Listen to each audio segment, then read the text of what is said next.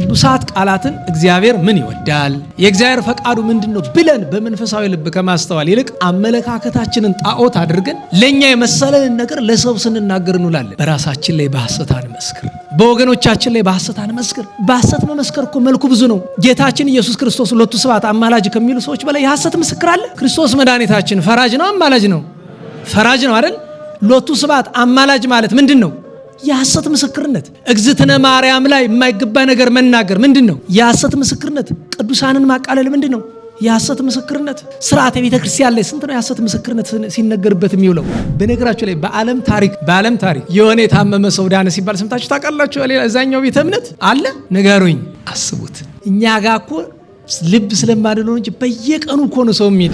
ጌታችን እንዲህ አለ፣ ሰንበቴን አይደለም ሰንበቶችን አክብሩ ብሏል። ወይም በቁጥር ጠቅሶ 2 ሰንበት እንድናከብር አዘውናል። በቅዱሳን ሐዋርያት አድሮ በሐዋርያ ሲኖዶስ ላይ ተጠቅሷል። እና ቅዳሜን ማክበር ይገባል። እኛ ግን ስራዬ ብለን ላልጠፋ ቀን ቅዳሜና እሑድ የምናደርጋቸው ነገሮች ይገርሙኛል። ላልጠፋው ቀን ገላችን የምንታጠብ ቅዳሜና እሑድ፣ ጠብቀን ሳምንቱን በሙሉ ቅዳሜና እሑድ። ስፖርት የምንሰራ መቼ ነው? ቅዳሜና እሑድ። ኳስ የምንጫወት መቼ ነው? ቅዳሜና እሑድ። ጤና ያለው ሰው በ24 ሰዓት አንድ ጊዜ ከበላ ይበቃዋል አይደል? አሁን ሳይንስ የደረሰበት ደረጃ። ምክንያቱም ሰውነታችን የተፈጥሮውን ኢነርጂ ኃይል እንዲጠቀም በ24 ሰዓት አንዴ ከተበላ በቂ ነው ይላል የዘመኑ ሳይንስ እንኳን ማለት ነው። ያው ሳይንሱን ነው ከቤተክርስቲያን ይልቅ ምናምን እረዳለሁኝ ብዙዎቻችን። እኛ ግን አሁን የፍልሰታ ቅዳሴ ስንት ሰዓት ነው የሚወጣ? ከዛ እንደተወጣ ወዴት ነው የምንሄደው? ምግብ አይደል? ማታስ ምን አለ? ምግብ ደግሞ ባድርሽኝ ተመካኝቶ ይበላል። በምንም ተመካኝቶ ይበላል አይደል? በቀን 2 ጊዜ በልተን እንኳን ምንጠወልግ ሰዎች ነን እኮ።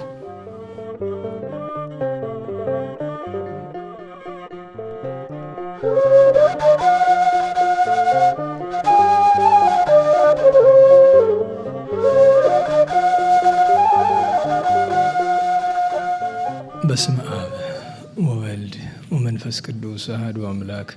በስመ አብ ወወልድ ወመንፈስ ቅዱስ አሐዱ አምላክ። በስመ አብ ወወልድ ወመንፈስ ቅዱስ አሐዱ አምላክ አሜን። ይትባረክ እግዚአብሔር አምላክ እስራኤል ወአምላክ አበዊነ ቅዱሳን ዘተሳሃለን ወገብረ መድኃኒተ ለሕዝበ ዚአሁ። ይቅር ያለን ለወገኖቹ ለምእመናን ሕይወትን መድኃኒትን ያደረገ የአባቶቻችን አምላክ የቸርነት ባለቤት ቸሩ እግዚአብሔር ከዚህ ሰዓት ከዚህ ዕለት ያደረሰን ቅዱስ ስሙ የተመሰገነ ይሁን። እንዴት ዋላችሁ? እንዴት ሰነበታችሁ? ቸርነት፣ ምሕረት፣ ይቅርታ፣ ርኅራኄ የባሕሪ ገንዘብ የሆነ አምላካችን መድኃኒታችን ኢየሱስ ክርስቶስ ለአምላክነቱ እንደሚገባ ቅዱስ ስሙ የተመሰገነ ይሁን። ወላዲተ አምላክ ቅድስት ድንግል ንጽሕት እመቤታችን ማርያም፣ ቅዱስ መስቀል፣ ቅድስት ቤተ ክርስቲያን ያከበራቸው ቅዱሳን ሁሉ የተመሰገኑ ይሁኑ። እንኳን አደረሳችሁ። ቸሮ አምላካችን ከቅዱሳን በረከት ያሳድርብን። ኦሪት ዘጸአት ምዕራፍ 20 ቁጥር 1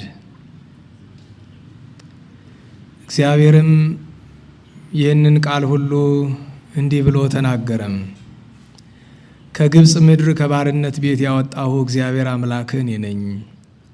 ከእኔ በቀር ሌሎችን አማልክት አታምልክ። በላይ በሰማይ ካለው በታችም በምድር ካለው ከምድርም በታች በውኃ ካለው ነገር የማናቸውንም ምስል አንተ አምላክ አታድርግ። አትስገድላቸው፣ አታምልካቸውም። እኔ እግዚአብሔር አምላክህ ቀናተኛ አምላክ ነኝና በሚጠሉኝ እስከ 3ኛና 4ኛ ትውልድ ድረስ የአባቶችን ኃጢአት በልጆች ላይ የማመጣ ለሚወዱኝ ትእዛዜንም ለሚጠብቁ እስከ 1000 ትውልድ ድረስ ምሕረትን የማደርግ አምላክ ነኝና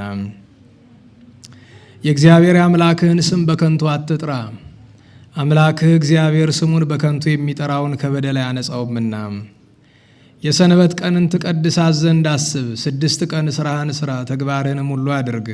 7ኛዋ ቀን ግን ለእግዚአብሔር ለአምላክህ ሰንበት ናት። አንተ ወንድ ልጅህም ሴት ልጅህም ሎሌህም ገረድህም አህያህም ከብትህም በደጆችህም ውስጥ ያለ እንግዳ በእርሷ ምንም ስራ አትስሩ። እግዚአብሔር በ6 ቀን ሰማይንና ምድርን ባሕርንም በውስጣቸው ያለውን ሁሉ ፈጥሮ በ7ኛው ቀን አርፏልና። ስለዚህ እግዚአብሔር የሰንበት ቀንን ባርኮታል ቀድሶታልም። አባትህንና እናትህን አክብር፣ መልካም እንዲሆንልህ እግዚአብሔር አምላክ በሚሰጥህ ምድርም ዕድሜህ እንዲረዝም አትግደል፣ አታመንዝር፣ አትስረቅ፣ በባልንጀራ ላይ በሐሰት አትመስክር፣ የባልንጀራህን ሚስት የባልንጀራህን ቤት አትመኝ፣ እርሻውንም ሎሌውንም ገረዱንም በሬውንም አህያውንም ከብቱንም ሁሉ ከባልንጀራ ገንዘብ ሁሉ ማንኛውንም አትመኝ። ስለ ቅዱስ ቃሉ ቸሩ እግዚአብሔር የተመሰገነ ይሁን። ተመሰገነ ይሁን። ዛሬ ስለ ኦሪት እንማራለን። ከኦሪት ኃይለ ቃል ለትምህርታችን ማንሻ እንዲሆን ኢትኩን ስማ በሐሰት አትመስክር የሚለውን ማንሻ እናደርጋለን። እግዚአብሔር አምላካችን በወደደው የነቢያት አለቃ አድርጎ በሾመው በቅዱስ ሙሴ አድሮ ወሳኝ የሆኑ ለዘላለም ጸንተው የሚኖሩ 10 ትእዛዛትን ሲሰራ ከነዚህ መካከል አንደኛው ኢትኩን ስማ በሐሰት አትመስክር ይላልና 10ቱ ትእዛዛት ምን ይላሉ? በቤተ ክርስቲያናችን በብሉይ ኪዳን የኦሪት 10 ትእዛዛት የወንጌል 6 ትእዛዛት አሉንና እነሱን ያልፈጸመ መዳን አይችልም። ለዚህ ምስክራችን ይህንን ኃይለ ቃል የኦሪት ነው አንጠብቅም እንዳይሉ በቅዱስ ማርቆስ ወንጌል በምዕራፍ 10 ቁጥር 17 ላይ ቸር መምህር ሆይ የዘላለምን ሕይወት ወርስ ዘንድ ምን ላድርግ ብሎ ሲለው ጌታችን መልሶ ትእዛዛትን ታውቃለህ ነና አላችሁ። ትእዛዛትን ምን ትላለህ? ታውቃለህ ማለቱ ስለ 2 ነገር ነው። አንደኛ ሊጠይቀው የመጣው ሰው ኦሪትን ነቢያትን የተማረ እንደሆነ ስለሚያውቅ ነው። ሁለተኛ እስራኤላዊ ሆኖ 10ቱን ትእዛዛት የማያውቅ የለም። ለፍጻሜው ግን እግዚአብሔር የሰው ልጅን ሲፈጥረው በአእምሮው ላይ እነዚህን ትእዛዛት ስሎበት ስለሆነ የሚፈጥረው ማንም ሰው አላውቅም ብሎ ከተጠያቂነት ማምለጥ አይችልም እና ትእዛዛትን ታውቃለህ፣ አትስረቅ፣ አታመንዝር፣ አትግደል፣ እነዚህን የመሰሉትን የኦሪትን ትእዛዛት ጠብቅ። ስለዚህም ነገር በቅዱስ ሉቃስ ወንጌል የተናገረውን ካህናት በቅዳሴ ጊዜ ይቀልል ህልፈተ ሰማያት ወምድር እምትደቅ አሐቲ ቃል እሞሪት ወምነቢያት ይቤ እግዚእ ላርዳይሁ። ጌታ ለደቀ መዛሙርቱ እንዲህ አላቸው፣ ከኦሪት ትእዛዛት ነቢያት ከተናገሩት አንዲት የውጣ ከምትወድቅ ሰማይ ምድር ቢያልፉ ይቀላል አለ። ስለምን እንደዚህ አለ ቢሉ በመጀመሪያ ነቢያት አምላክ ይወርዳል ይወለዳል፣ እግዚአብሔር ሰው ይሆናል ብለው ትንቢት ተናግረዋል። የቺ ነቢያት ደቂቀ ነቢያት የተናገሯት የትንቢት ኃይለ ቃል ከማትፈጸም ኦሪት ነቢያት ቢያልፉ ይቀላል። መገለጫው ምንድነው ቢሉ ቅዱስ ጴጥሮስ በቅዱስ ማቴዎስ ወንጌል በምዕራፍ 16 ላይ አረ ጌታ ሆይ አንተ ሳትሙት ብሎ ቢለው ዞር ብሎ እንደኛ እንደ ሰውኛ ብናስበው አትሙት ያለኝ ቢወደኝ አይደለ ብሎ መልካም ቃል ይናገሩ ነበር። ነገር ግን ምን አለው? ሁርም ድሬ ሰይጣን ከኋላዬ ወግድ ብሎታል። ለምን ቢባል ወዲህ ክርስቶስ መድኃኒታችን ካልሞተ እኛ መዳን አንችልም። ወዲህ ነቢያት የተናገሩት ነገር ሐሰት ሊሆን ነው። አምላክ ይወርዳል ይወለዳል ይሞታል ይነሳል ብለው ትንቢት ተናግሯል በየዘመናቸው። ስለዚህ ጌታችን በኦሪት ውስጥ ያሳለፋቸው ነገሮች አሉ። ለምሳሌ የኦሪት መስዋዕት በአዲስ ኪዳን መስዋዕት በስጋ ወልደ አምላክ በደም ወልደ አምላክ ተተክቷል። ስለዚህ አሁን እኛ የኦሪት መስዋዕት አንጠቀም፣ በጋድ አሳልፎታል። ሁለተኛ በኦሪት የነበሩ በዓላትን በአዲስ በዓላት ተተክተዋል። ሶስተኛ በኦሪት የነበሩ አጽዋማት ከጾመ ነቢያት ከጾመ ዮዲትና ከጾመ ነነዌ በቀር ሌሎቹ አጽዋማት በአዲስ ተተክተዋል። በተለይ ግን 10ቱ ትእዛዛተ ኦሪትን የማይጠብቅ ሰው ከቶውኑ ክርስቲያን አይደለም። መጀመሪያ ነገር ኦሪትነቱን እንኳን ቆይተን ትእዛዛቱን እንያቸው። አልፈዋል እንዳንል ራሳቸው ትእዛዛቱን እንያቸው። የመጀመሪያው ከኔ በቀር ሌላ አምላክ አታምልክ ነው አይደለም? እሱ ተሻረ ማለት ሎቱ ስብሐት ማን የለም ማለት ነው። አስቡት። የመጀመሪያው የኦሪት ትእዛዝ እንዲያ ትላለች። አንድ ባንድ ብንመለከታቸው ጌታችን የበለጠ አጸናቸው እንጂ 10ቱን ትእዛዛት ከቶ ነው አልሻራቸውም። ታዲያ በዚህ ምክንያት ነው በኢትዮጵያ ውስጥ ከ600 ዓመት በፊት ከፍተኛ ጠብ ተነስቶ ነበረ። በቤተ ዮስጣቴዎስና በቤተ ተክለ ሃይማኖት ቅዳሜ ትከበር አትከበር በሚለው በጣም ከፍተኛ ጠብ ነበረ። ያን ጠብ ያበረዱት በ1446 ዓመተ ምህረት የኢትዮጵያ ብርሃን የተባሉ ጻድቁ ንጉሥ አጼ ዘርዓ ያዕቆብ ደብረ ምጥማቅ ዛሬ ጻድቃኔ የምንላት ስፍራ ተጉለት ላይ በተደረገ ጉባኤ ነው። በነገራችሁ ላይ እግረ መንገዱንም ሐዘንን መግለጥ ይገባል። ለሱባኤ፣ ለጸሎት፣ ለትርምት የሄዱ ወገኖቻችን ዋሻ ተደርምሶባቸው አንድ 14 ያክል ሰዎች እንዳረፉ ሌሎችም እንደተጎዱ ሰምተናልና እግዚአብሔር የሞቱትን ደማቸውን እንደ መሰማየት ያደርግልን፣ የተጎዱትን ፈጥኖ ያድንልን። ምንም ሌላ የምንሰጠው አስተያየት የለን። መቼም በግፍ ለተገደሉት ለምን ብለን እንጠይቃለን። ባለፈውም አንድ ቤተ ክርስቲያን ተደርምሶ ብዙ ሰው አልቋል አይደል? ወደ 36 ሰው ሞቷል አይደለም? ያን ጊዜ በሰዎች ስህተት ነው የሞቱት፣ ጥያቄ የለውም። ያን ጊዜም ተችተናል። ይሄ ግን የእግዚአብሔር የኪነ ጥበቡ ስራ ነው። ምክንያቱም እነዚያ ሰዎች ቤተሰቦቻቸው በጣም ቢያዝኑም በእነሱ በኩል ናቸው ስታዩት እድለኞች ናቸው። ምክንያቱም ዋሻ የተደረመሰባቸው የሞቱ ሲሰርቁ አይደለም፣ ሲቀሙ አይደለም፣ ሲጸልዩ ቃል እግዚአብሔር ሲሰሙ ቅዱሳት መጻሕፍት ሲያነቡ በጥሞና ሳሉ ነው። በእግዚአብሔር በእመቤታችን ደጅ ላይ ነው። ዋጋ ያለው ሞት ነው የሞቱ፣ ክብር አለው። ለቤተሰብ ግን ከባድ ነው። መጽናናቱን ይስጥልን። እዚያ ስፍራ አጼ ዘርዓ ያዕቆብ ስብሰባ አድርገው የመጨረሻው ውሳኔ የኢትዮጵያ ኦርቶዶክስ ተዋሕዶ ቤተክርስቲያን ከሌሎች አብያተ ክርስቲያናት የምትለየው እሁድን ብቻ ሳይሆን ማንንም እናከብራለን። አዎ በሁለት ምክንያት ነው። አንደኛ ጌታችን 10ቱ ትእዛዛተ ኦሪትን አላሳለፋቸውም። እንደሱ ማለት ነውር ነው፣ ስህተት ነው የሚሆነው።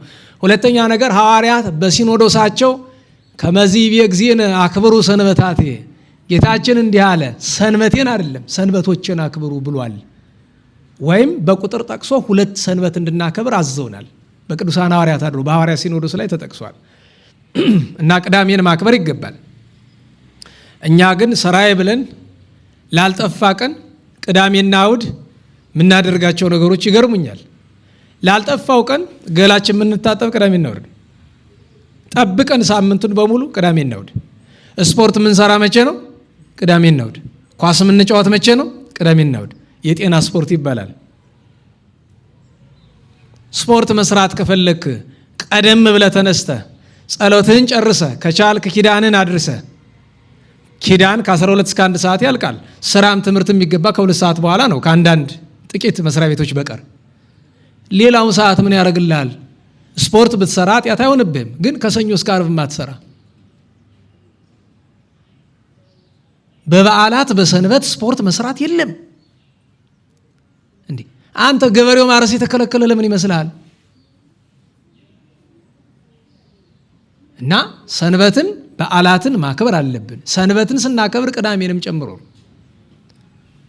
ምክንያቱም ቅዳሜን እንድንሽር የሚያዝ ከቶውኑ አንዲት ቃል አናገኝም። ቅዱስ ጳውሎስ የተናገረውን ነገር በማይገባ የሚተረጉሙ በጣም አይምሯቸው ከቶውኑ ከክርስትና የተፋታ አንዳንድ ሰዎችን እሰማለሁኝ። ቅዱስ ጳውሎስ ስለ በዓላት ያስተማረው ትምህርት አንደኛ ለአሕዛብ ነው። ሁለተኛ ነገር በወቅቱ ይረብሹ ለነበሩ ኦሪት ከወንጌል ትበልጣለች፣ ካልተገዘራችሁ አትጸድቁም፣ እያሉ አሕዛብን ያስጨንቁ ለነበሩ ሰዎች የተሰጠ ምላሽ እንጂ ሰንበትን ሻሩ አላለም ቅዱስ ጳውሎስ። እሱም ሰንበትን ያከብር እንደነበረ በግብረ ሐዋርያት ተጽፏል። ነናወላችሁ ሰንበትን ያከብር ነበረ እና በብሉይ ኪዳን የነበሩ እነዚህ 10ቱ ትእዛዛት ለኛ በጣም አስፈላጊዎች ናቸው። ትእዛዛትን መጠበቅ አለብን።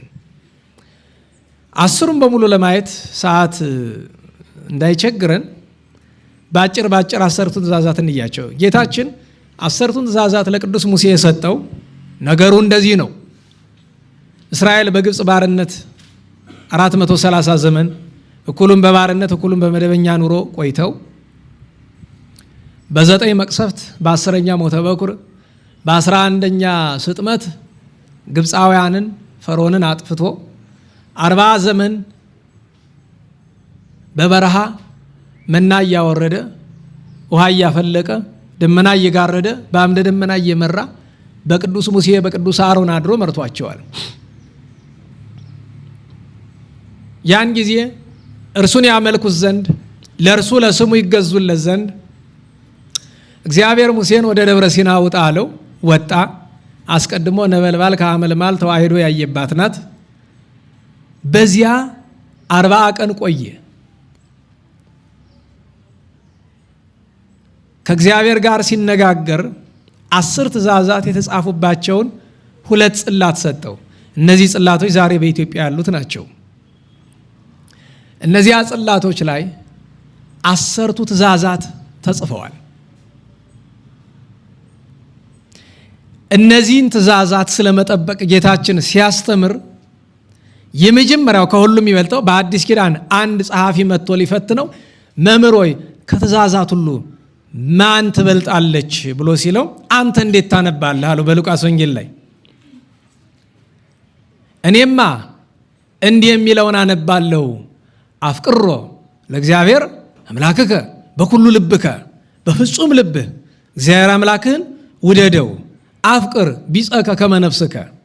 እንግዲህ የመጀመሪያዋ ከኦሪት ትእዛዝ ቀዳሚዋ ናት። ሁለተኛዋ ከኦሪት ትእዛዝ የመጨረሻዋ ናት። አሁን ባነበብነው ክፍል የለችም። በኦሪት ዘሌዋውያን 19 ላይ ነው ያለችው። እንደሱ አድርግ ትድናለህ። ምክንያቱም ከትእዛዛት ሁሉ የምትበልጠው እግዚአብሔር አምላክን በፍጹም ልብ ምን በለው። ኧረ ንገሩኝ። ጾም ገብቷል ነው ገና ነው? ዛሬ ስንት ቀን ነው? ኧረ በሞት የተናገሩ እና 2 ቀን አለው መሰላ ገና። አዎ ጾም ሲገባ ነው ጥብልቅልቅልቅም። እኔ በነገራችሁ ላይ እንዴት ዋላችሁ? ዛሬ በደረሰበት ሳይንስ በደረሰበት ደረጃ ጤና ያለው ሰው በ24 ሰዓት አንድ ጊዜ ከበላ ይበቃዋል አይደል? አሁን ሳይንስ የደረሰበት ደረጃ። ምክንያቱም ሰውነታችን የተፈጥሮውን ኢነርጂ ኃይል እንዲጠቀም በ24 ሰዓት አንዴ ከተበላ በቂ ነው ይላል የዘመኑ ሳይንስ እንኳን ማለት ነው። ያው ሳይንሱን ነው ከቤተክርስቲያን ይልቅ ምናምን እረዳለሁኝ ብዙዎቻችን። እኛ ግን አሁን የፍልሰታ ቅዳሴ ስንት ሰዓት ነው የሚወጣ? ንገሩኝ። ከዛ እንደተወጣ ወዴት ነው የምንሄደው? ምግብ አይደል? ማታስ ምን አለ? ምግብ ደግሞ ባድርሽኝ ተመካኝቶ ይበላል። በምንም ተመካኝቶ ይበላል አይደል? በቀን 2 ጊዜ በልተን እንኳን ምን ተወልግ ሰዎች ነን እኮ። እኔ የሚቀረን ምን እንደሆነ ታውቃላችሁ? በቃ የሆነ ሜካፕ ምናምን በደንብ የሚያጠወልግ ሜካፕ መቀባት ነው የሚቀረን። ሰው አይቶ እንዴ ይሄ ሰው እየቆረባ ዞሮ እንዴ ምናምን እንዲለን እንደዛ የሚባል እና አስተውሉ። እንዴት ዋላችሁ? አፍቅሮ ለእግዚአብሔር አምላክከ በሉ እስቲ። በኩሉ ልብከ በፍጹም ልብህ እግዚአብሔርን ውደደው። ይሄ የትኛው ነው ቢሉ ኢታምልክ ባዕደ አምላከ ዘእንበሌ፣ ከኔ በቀር ሌላ አምላክ። ሲጀመር እኮ ሌላ አምላክ የለም። ማን ነው ሌላ አምላክ? ሰዎች ግን ሲፈልጉ ድንጋዩን፣ ሲፈልጉ ዛፉን፣ ሲፈልጉ ህንፃውን፣ ሲፈልጉ ደመናውን፣ ፀሐይን፣ ጨረቃን፣ ከዋክብትን ለራሳቸው እንኳን መቆም የማይችሉ ነገሮችን አምላክ ናቸው ብለው ጥጃ እንኳን ሰው ያመልካል እኮ አይደል? እስራኤል ቅዱስ ሙሴ ታቦት ጽላት እየተቀበለ እስራኤላታች ምን ያደርጉ ነበር? ጥጃ ያመልኩ ነበር። ጥጃ በነገራችን በጣም ነው የሚያስገርመኝ። ልክ የዚህ ዘመን ሰው በቀላል አይደል የሚታለል። አንዱ መጥቶ አጥማቂ ነኝ ይፈውሳለሁ ሲለው አገሩ እኮ ነው የሚከተለው።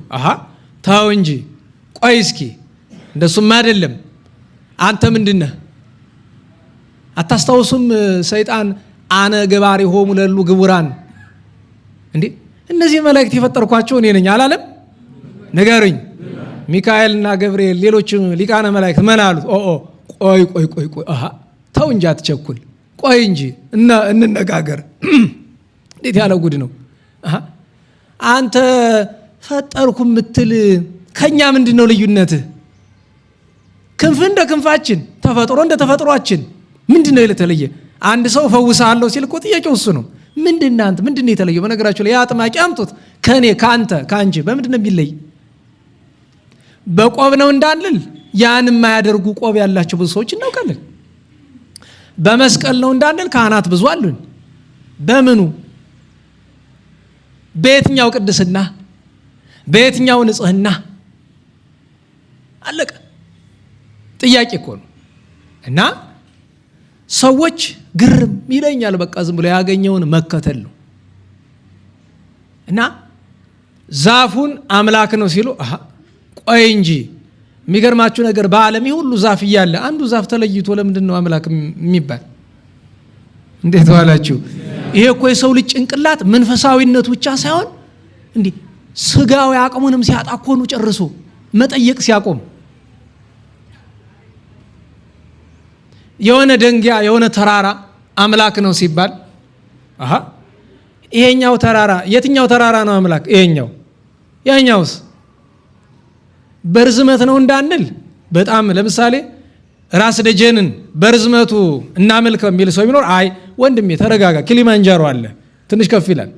አይ እንግዲያውስ ኪሊማንጃሮ እናመልከው። አይ ኤቨረስት አለ እንግዲህ ኤቨረስትን አይ ኤቨረስት ከባህር ምናምን በላይ ነው እንጂ በርዝመት እዛ ደግሞ ፔሩ ውስጥ ላቲን አሜሪካ ውስጥ አለ።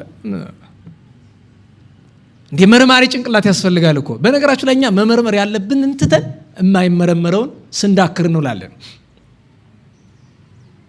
እና በእውነቱ ከኔ በቀር ሌሎችን አታምልኩ። ሁልጊዜ በየዓመቱ የምነግራችሁ ነገር አለ፣ ልብ አትሉትም እንጂ ጣዖት ሲባል ባዕድ አምልኮ ሲባል ግድ ደንጊያ አለዝቦ እንጨት ጠርቦ ብቻ አይደለም። በቤታችን ብዙ ጣዖት አለን፣ እግዚአብሔርን የሚያስረሳ እርሱን እንዲተካ ያስቀመጥናቸው ገንዘብን የመሰለ አረ እንኳን ሌላ ይቀርና አመለካከታችን እኮ ጣዖት ነው በዚህ ዘመን። በነገራችሁ ላይ ኢንተርኔት ላይ ያለው ሰው ምናልባት ካልተሳሳቱ 90% አመለካከቱን ጣዖት አድርጎ የሚኖር ነው። ደህና ዋላችሁ። ለእርሱ የመሰለውን ይጽፋል። ለምሳሌ የመጽሐፍ ቅዱስ ጥቅስ መጥቀስ አንተን የእግዚአብሔር ሰው አያደርግም። ያን ጥቅስ መናፍቁም ይጠቅሰዋል፣ ማንም ይጠቅሰዋል። ቅዱሳት ቃላትን እግዚአብሔር ምን ይወዳል፣ የእግዚአብሔር ፈቃዱ ምንድን ነው ብለን በመንፈሳዊ ልብ ከማስተዋል ይልቅ አመለካከታችንን ጣዖት አድርገን ለኛ የመሰለንን ነገር ለሰው ስንናገር እንውላለን። ለአንዳንዱ እውቀቱ ጣዖት ነው። ትንሽ ፍልስፍና ምናምን ያነብና ቀና ብሎ ማየት ይጀምራል። ደህና ዋላችሁ። መጀመሪያ የሰው ልጅ ማየት ያለበት ወዴት ነው ንገሩኝ? ወደ ታች ነው። ቀጥሎ ማየት ያለበት ወዴት ነው? ወደ ጎን ነው። እሱን ስትጨርስ ቀና ማለት ትችላለህ። እንደው ዝም ብለህ ፍጥጥ ብለህ ወደ ላይ። ምክንያቱም እንኳን በመንፈሳዊ እግዚአብሔር ልትመረምር እዚህ ሄደ ብትሄድ እኮ በስጋዊ እግርህ አትደርስበትም እኮ። ሳይንሱ ሲያወራ አትሰሙትም? የሆነ ጋላክሲ ላይ ለመድረስ ይሄን ያህል ላይት ይር ይላችኋል። እኛ ያለንበት የሆነ ነገር ለመጨረስ 100,000 ላይት ይር። አንድ ላይት ይር ማለት እንግዲህ አትገምቱትም፣ ማአት ነገር ነው እነሱ በሚሉት ማለት ነው። ወደ ላይ ሄደ ምንም የምትዘልቀው ነገር የለም። ስለ እግዚአብሔር ማወቅ የሚቻለው አንድ ነገር ብቻ ነው። እግዚአብሔር እንድናውቀው የፈቀደና በቅዱሳት መጻሕፍትና በአባቶቻችን የገለጠውን ያክል ብቻ ነው። ከዛ ውጭ ብትሄድ ብለህ መጨረሻ ላይ የሚባል ነገር አለ። አንድ የሆነ አነጋገር ሰምታችኋል አይደለም? እግዚአብሔርን ይመረምሩትና በስጋዊ ጭንቅላታቸው አላገኙት ሲሉ ምን ይላሉ? የለም ሎቱ ስብሐት። እንዴት ዋላችሁ? እና አንድ የጂኦግራፊ አስተማሪ መሰለኝ ክፍል ውስጥ ገብቶ ኤቭሪቲንግ ሹድ ቢ ኮንክሪት የሚል የሳይንስ ሕግ አለ አይደለም? ካላየኸው፣ ካልጨበጥከው፣ ካልዳስስከው ተጨባጭ ካልሆነ አትመንበት የሚል ነገር እና ይሄ መስኮት ይታያችኋል? አዎ። ስለዚህ የመስኮት አለ የለም? አለ። ይሄ ኮርኒስ ይታያችኋል? አዎ። አለ የለም? አለ። እያንዳንዱ እዛ ቁሳቁስ ሲጠይቆየና እግዚአብሔር ይታያል፣ እግዚአብሔርን አይታችሁ ታውቃላችሁ? አናውቅም። አለ የለም? ዝም አሉ። የለም አለ እሱ። አንድ ታዳጊ እጅናቱ ጋሼ ጥያቄ ያለኝ ምንድን የሰው ጭንቅላት ይታያል? አይታይም? አይታይም። ጭንቅላት የለውትማ። ሕፃን ልጅ ነው። ግን ተማርኩ ከሚለው ከዚህ አይምሮን ካደነቆረው ሰውዬ 10 እጥፍ እሱ ይሻላል። እግዚአብሔር መኖሩን ለማረጋገጥ በጣም ብዙ መንገድ አለ። በመንፈሳዊ ስታነጋግረው ይመልስልሃል። ጸጋው ካለ ደግሞ ይገለጥልሃል። እንደናላችሁ አታስታውሱም? ከወር በፊት ስለ ቅዱስ ሙሴ ጸልም ስንነጋገር እግዚአብሔርን ማየት ነው የፈለገ አይደል? አየው አላየውም? አየው። በአካል አገኘው። አየው።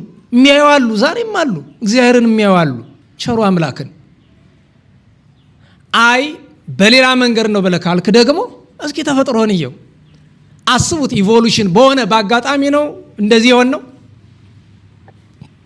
ማንም ሰው ከቶውኑ በቢሊዮን ዓመት እራቀቃለሁ ቢል የእኛን ተፈጥሮ አይደለም የአንዲት አትክልት ተፈጥሮ ነው። ሳይንስ የሚደነቀው ለምሳሌ ይሄ ሞባይል ነው አይደለም?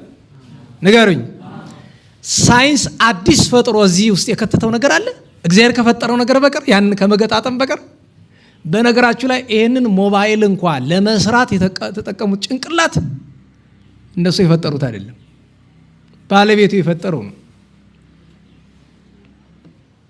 እስኪ ዓለምን ተመልከቱት። እኔን ግራ የሚገባኝ ነገር ሰዎች አላስተውሎ ብለን ነው እንጂ ፀሐይን ታውቃላችሁ አይደል? ፀሐይ አታውቁም? ፀሐይ የምትባላለች አይደል? ወይዘሮ ፀሐይን ሳይሆን እቺ የምታበራው ፀሐይ አለች አይደለም? እቺ ፀሐይ አሁን ካለችበት ትንሽ ወደኛ ቀረብ ብትል ኑሮ ምንም ይፈጠር ይመስላችኋል? ተቃጥለ ማለቅ ነው አይደለም? እሺ ይቅር፣ ትንሽ ፈንጠር ብትልስ? የበረዶ ግግር ነው አይደል? ይሄ አጋጣሚ ነው ማለት እንዲህ ጭንቅ። እኔ በነገራችሁ ላይ ዓለም ላይ ያሉ በተለይ በዚህ በአስትሮፊዚክስ ላይ የሚሰሩ ሰዎች ድንቁርናቸው፣ ምክንያቱም ዓላማቸው ጣዖት አምልኮ ስለሆነ ያን የምታውቁት እያንዳንዱን ጋላክሲ እያንዳንዱን ኮከብ የሚጠሩት አሁን በቅርብ እንኳ ለሚሽን ላኳት ነው ምናምን የተባለችው ስሟ አርጤምስ ይባላል አይደል? አሁን ካልጠፋ ስም የግሪክ ጣዖት ፈልገው ለምንድን ነው የሚጠሯት? እና ዋላችሁ? እንዴት ዋላችሁ? ከሐዋርያት ባንዱ ጠርተዋታል፣ ከቅዱሳን ባንዱ። እንዲያው እሺ የክርስትናም ነገር አይሆን እንዲያው መደበኛ በሆነ ስም ይጠራታል። አሜሪካም አይሏት፣ አሜሪካ ውስጥ ባለ በአንድ ስቴት የማይጠሯት። አሜሪካ ውስጥ ካሉ ስቴቶች መካከል ለምሳሌ አንዷ ሜሪላንድ ትባላለች አይደለም? ሜሪላንድ የእመቤታችን ምድር ማለት ነው አይደለም? በሱም አይጠሩት ከፈለጉ የራሳቸው ስቴት ነው። እንዴት ብሎ ነው? ምክንያቱም ዓለም ላይ ሁሏ ነገር በጥበብ ወኩሎ በጥበብ ቅበርከ ሁሉን በጥበብ ሰራ አለና እዚያ ላይ ግሩም ግብርከ ይሄውም ስራ ደግሞ ድንቅ ነው፣ ግሩም ነው። እሱ ብቻ አይደለም፣ ነፋስን አስቡት። እንዲያው ነፋስ የሚታይ ነገር ቢሆን ግን እንዴት አድርገን ይሆን ወደ አፍንጫችን የምናስገባው ነበር? ነና ዋላችሁ? ነፋስ ከየት ነው የሚመጣ? የት ነው የሚሄድ? በአፍንጫችን ገብቶ በሳምባችን። በነገራችን ላይ በጣም የሚያስገርመው ነገር ለምሳሌ አሟችሁ ማስታገሻ በመርፌ ሲሰጣችሁ እናንተ የሚገርማችሁ መርፌው ነው አይደለም? መርፌው ገብቶ ያ የተወጋው ነገር በምን ፍጥነት ነው ከራስ ፀጉር እስከ እግር ጥፍር ድረስ በምን አልፎ ነው? ሰውነታችን በሙሉ ቱቦ ነው። በቢሊየን የሚቆጠሩ ሴሎች ይባላል አይደለም? እነሱ በሙሉ እንዴት ነው ተቀናብረው የሚሰሩት? እንዲያውም በሳይንሳዊ መንገድ ለማሰብ ይሞክር ካለ ብዬ ነው። ይሄንን ሁሉ አይተህ መጨረሻ ላይ እንደ አባታችን አብርሃም ፍጥረቱን ሁሉ መርምሮ ከፀሐይ ላይ ቆመና አምላከ ፀሐይ ተናበበኒ፣ ፀሐይን የፈጠርክ ሆይ አነጋግረኝ። እግዚአብሔር እኮ ያነጋግራል፣ አታውቁም? አነጋግረኝ ሲሉት ያነጋግራል በእምነት ከሆነ። ስለዚህ ከእግዚአብሔር በቀር ከቶኑ ማንም አምላክ የለም። በአንድነት በሶስትነት ከሚኖር ከእግዚአብሔር በቀር ማንም አምላክ የለም። ስለዚህ ከእኔ በቀር ሌሎች አማልክትን አታምልኩ አለ። መድኃኔ ዓለም ከአምልኮቱ አያውጣን። የሰንበትን ነገር ተነጋግረናል። አትስረቅን አስቧት። እንዲያው ለምሳሌ አባት እናትህን አክብር አለ። የእግዚአብሔር አምላክን ስም በከንቱ አትጥራ አለ። አባት እናትህን አክብር አለ። አክብር። ከዚያ ምን አለ? አታመንዝር። ቀጥሎ ምን አለ? አትስረቅ። ቀጥሎ ምን አለ? ይህን ልጅ ማን ነው ይዞት የመጣው? ያዙት እንጂ ሕፃኑን ያመጣችሁ ካላችሁ፣ ባለቤት ከሌለም ወደ ውጭ ያስወጣው። ውስጥ ገብቶ አንደኛ ዕቃችሁን እያበላሸ ይመስለኛል። የአገልግሎት ዕቃ ነው።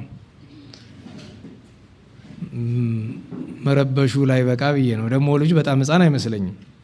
ለማስተዋል አያንስም ብዬ ነው። በጣም ሕፃን ሲሆኑ ችግር የለውም። ወደ ውጭ ዘውጠ። ደህና ዋላችሁ። አታመንዝር፣ አትስረቅ፣ ቀጥሎ አትግደል፣ ከዚያ አትመኝ፣ ከዚያ ቀጥሎ የዛሬ ርዕሳችን ይመጣል። ምን? በሐሰት አትመስክር። የቅዱሳንን ታሪክ ጥቂት እናንሳና ወደ ርዕሳችን እንመጣለን። ሰዓት ለመቆጠብ የዚህ ዘመን ሰዓት በሌላ ጊዜ ቀጥ ነው የሚል ይንቀራፈፋል። ማስተማር ሲጀምር ብቻ ነው የሚሮጥ። ለእኔ ይሁን ለእናንተ አላቅም፣ ለእኔ ይመስለኛል። እንግዲህ እየሰማችሁ ነው። ዛሬ ስንት ቀን ነው? ምን 29 ሐምሌ ምን ማለት ነው? ተመራመሩ፣ ጠይቁ። አሁንም እኮ መመርመር ማለት እንደዚያ ነው። ሐምሌ ምን ማለት ነው? ሐምል ሲባል ሰማላችሁ? ሐመልማል፣ ሐምል። እሺ ተመራመሩ። ለሁሉም ያለፈው ሳምንት ተገናኝታችሁ የነበረ አልነበርኩም፣ በ22 ስለነበረ ከ23 ጀምሮ የቅዱሳኑን ነገር እንይ። በ23 እናታችን ቅድስት መሪና ነበረች። ቅዱስ ለንጊኖስ ነበረ። አብጥልማዎስም በዓሉ ነበረ። በ24 ሐምሌ 24 ታላቁ ጻድቅ አባታችን አቡነ ዘዮሐንስ የክብራኑ ዓመታዊ በዓላቸው ነበረ። አባ ተክለ መድኅን፣ አባ ተክለ አዶናይ፣ አባ ተወልደ መድኅን ጻድቃን ቅዱሳን ዘደብረ ሊባኖስ ሰማዕታትም ናቸው። አባ ስምዖን ጻድቅ ሊቀ ጳጳሳት ነው። ታላቁ አባ ኖብ ሰማዕቱ፣ ሌሎችም ቅዱሳን ዓመታዊ በዓላቸው ነበረ። በ25 በጣም ብዙ ቅዱሳን ናቸው የተከበሩት። በ25 የመጀመሪያው በዓል ቅዱስ መርቆሬዎስ ነበረ። ቅዱስ መርቆሬዎስ በሮሜ ከተገኙ ቀደምት ሰማዕታት መካከል አንዱ ነው። ለሮም ሰማዕታት አለቃ የሚባል ከቅዱስ ጊዮርጊስ ቀጥሎ ለሰማዕታት አለቅነት እግዚአብሔር ያደለው ብዙ መከራ የተቀበለ ነው። ቅዳሴ ቤቱ መጀመሪያ በቂሳሪያ በኋላ በምስር በመጨረሻውም በኢትዮጵያ የተደረገበትን እና ልደቱን እናስባለን። ቅዱስ መርቆሬዎስ አባቱና እናቱ ታቦትና ኖህ ይባላሉ። ታቦት እናቱ ናት፣ ኖህ አባቱ ነው። ከባዕድ አምልኮ የመጡ ናቸው። ክርስቶስን ወደው ተጠምቀው ፒሉፓዲር የሚባል ልጅ የወለዱ። ፒሉፓዲር ማለት በሌላ ቋንቋ መርቆሬዎስ ማለት ነው። ይህ ቅዱስ ሰማዕት ቅዳሴ ቤቱ ከተከበረ በኋላ ብዙ ተአምራት አድርጓል። በተለይ በምስር ባለች ቤተ ክርስቲያን ብዙ ድንቅ ተአምራት አድርጓል። ደህና ዋላችሁ። በዚያ ወራት ተንባላታዊ ወይም እስላም በግብፅ ምድር ነግሰው በነበረበት ጊዜ የቅዱስ መርቆሬዎስ ቤተክርስቲያን ከተሰራ በኋላ አንዱ እስላም በዚያው በምስር አሁን ካይሮ የሚሏት ስፍራ አካባቢ ተመራምሮ ተምሮ ከእስልምና ወደ ክርስትና መጣ። የነሱ ሕጋቸው ደግሞ እምነቱን የለወጠውን ታውቁታላችሁ በለው ነውና እንደዚያ ሊያደርጉት ከበው እጁን እግሩን አስረው አካሉን ይቆራርጡታል። ግብረ አሕዛብ ይባላል። ይሄ ሰው የፈለገውን ማመን አይችልም። እንዴት ዋላችሁ? እግዚአብሔር ፈጥሮናል አይደለም? ማስገደድ ቢፈልግ ይችላል አይችልም? ይችላል። ግን ስለምን አስገደድን? አላስገደደንም። አምልኮተ እግዚአብሔር በፈቃድ ነው፣ በግድ አይደለም። ሰው ከፈለገ እኛ ማድረግ የምንችለው ሁለት ነገር አለ አይደለም? አንደኛ መምከር፣ ማስተማር። ያ ሰው አይ ይኸውልህ ክርስትና ጥሩ ነው፣ እንደዚህ ነው፣ ያኛው እምነት ግን ጥሩ አይደለም ብለን እናስተምረዋለን። ካልሰማን ደግሞ ወደ እግዚአብሔር እንጮሃለን። እባክህ ጌታ ሆይ ይሄ ሰው እንዳይጠፋ ቸርነትን አድርግ እንላለን። ከዛ ከፈለገ ደንጃ ወደ ማምለክ፣ እምነት ወደ መቀየር መሄድ ይችላል። ሃይማኖት በፍላጎት እንጂ በጉልበት አይሆንም። እንደዚያ ሲያሰቃዩት የቅዱስ መርቆሬዎስ ቤተክርስቲያን ከፊት ለፊት አለ። ያ ከእስልምና ወደ ክርስትና የመጣው ሰው ታግሶ መከራውን ይቀበላል እና በጎኑ አንድ ሌላ ወጣት ተንባላታዊ ያልፋል። ምን አድርጎ ነው ብሎ ሲል አይ እንደዚህ አድርጎ እምነቱን ለውጦ ክርስቲያን ሆኖ ልንገለው ነው ይሉታል። ደግ አድርጋችኋል። ሄዶ አንተ ለምንድን ብሎ ለጆሮ የሚቀፍ ስድብ ሰደበው። እሱ አልበቃ ብሎ ከሚመቱት ጋር አብሮ ደበደበው። ሲደበድበው ቆይቶ ፊቱ አፉ በደም ተነክሮ ያ ክርስቲያን ቀና ብሎን ወጣት አየው። አንተ አሁን ልብ ጨለማ ነው፣ ነገ ግን ልብ የሚበራበት ቀን ይመጣል። ያን ጊዜ እኔ የተቀበልኩትን መከራ አንተም ትቀበላለህ። የተናገርከውና በእኔ ላይ ያደረግከው ሁሉ ይጸጽታል ብሎ ትንቢት ተናገረ። ስለተበሳጨ ጫማውን አውልቆ ጥርሱን አረገፈው በጫማ። ከዚያ በኋላ አሰቃይተው በሳት አቃጥለው ገደሉት ያኛውን ክርስቲያኑ። ይሄኛው ግን ደብድቦት ይህንን ክርስቲያን ይሄ እስላም ወጣት አልወጣለስ ስላለ ወደ ቤቱ ሄደና እራት አልበላም ብሎ ቤት ገባ። እናትና አባቱ ለምንድን ነው እራት የማትበላ? አይ በመንገድ እንደዚህ አግኝቼ እንደዚህ አለኝ እና አዘንኩ ብሎ አለ። እንዴ ክርስቲያኖች እኮ ውሸታሞች ናቸው እርሳው ብሎ አሉት። እንዴት ዋላችሁ? ርዕሳችን በሐሰት ምን አትበል ነው። ክርስቲያኖች ውሸታሞች ናቸው የምላችሁ ምክንያት ነን ወይ አላልኳችሁም? ክርስቲያኖች ውሸታሞች ናቸው። እኔና እናንተ ግን ውሸታሞች ነን ብዙዎቻችን። እኔ ክርስቲያን ነኝ ብዬ ራሴን ለሰው አላስተዋወቅም። በስም ሊሆን ይችላል፣ ከተግባሩ ግን ስለሌለሁበት ክርስቲያን ነኝ ብዬ በሰው ፊት ራሴን አላስተዋወቅም። በዚያ ላይ አንድ ሰው ተግባሩ ይግለጠው እንጂ እኔ እንዲህ ነኝ እየተባለ ማስታወቂያ አይሰራም፣ በሰማዕትነት ዘመን ካልሆነ በቀር። ይሄ ክርስቲያን ልብ በሉ ከሌላ እምነት ነው የመጣ አይደለም? ንገሩኝ። የተናገራት ነገር ጠብ አትልም። እርሰዋል አርሰዋል። በቃ በጣም አዘንተኛ ሆነ። ከዛ አንድ ወቅት ወደ መካ የሚሄዱ እስላሞች ሲያልፉ ትሄዳለህ ያሉት። ሄዶ አባቱን ላከኝማ በዛውም አይምሮዬ ሐሳብ እንዲቀለኝ ትንሽ እንድፍታታ ላከኝ ብለዋለው። አይ ጥሩ ነው አለና ስንቅ አስይዞ ላከው። ከዛ ደርሰው ከሚሰግዱበት መካነ ጣዖታቸው ሰጋግደው ሲመለሱ ባልሆነ ሰዓት ባሳቻ ሰዓት፣ ምክንያቱም መንገደኛ ሰዎች ሲጸዳዱም ሲመገቡም በተመሳሳይ ሰዓት ነው፣ ራሳቸውን ያስለምዱታል። አንድ ወደ ኋላ እንዳይቀር በረሃ ስለሆነ ማለት ነው። እሱ ግን ባሳቻ ሰዓት መጣ እና ምን አላቸው? ልጸዳዳረኝ ብሏቸው ሄዶ ረስተው ትተውት ሄዱ። ያንን ተግባረ ስጋውን ጨርሶ ምናምኑን ታጥቆ ቀና ቢል ሰው የለ። የሚገርመው ነገር ደግሞ ትተውት መሄድ ብቻ አይደለም፣ ፈረሱን ይዘውበት ሄደዋል። ቤት ሂድ የሚያረገው ጠበበው፣ ደግሞ ጨለማ ነው። ነው አላችሁ? መቼ ዕለት ነው አላልኳችሁም? ለእናንተ አይደለም መሰለ እዚያኛው ማዶ እያስተማርኳቸው ነው። ድሮ ልጆች እያለን የምናወራ የነበረ ነገር ነው። አንድ ሰው ዛፍ ላይ ወጥቷል እና የወጣበት ዛፍ ውሃ ዳር ላይ ነው የተተከለው፣ ባህር ዳር ላይ ነው እና ሊወርድ ሲል ከውሃ ውስጥ አዞ አለ። ወደ ውሃው ዋኝቶ እንዳያመልጥ የብሱ ላይ አንበሳ አለ። እዛው ዛፉ ላይ እንዳይቆይ ከዛፉ በላይ እባብ መጣበት። የት ሂድ እና ስንከራከር ቆይተን አንዱ እኔ መልሱን አውቀዋለሁ አለ። እሺ ምንድነው አሉት። ብንንብል በህልሜ እና አንድ ሰው ነበርና እዚህ አይ ጥሩ ነው ያንተ፣ ግን ትክክለኛው መልስ አይጣ ላይ ያድርስ ነው እና አላችሁ። አይምሰል፣ በሰው አትፍረድ። አንዳንዱ ነገር አይጣ ላይ ያድርስ። ይሄ ሰውዬ አሁን አስቡት እንግዲህ የሚያምንበት እምነት አለው አይደለም?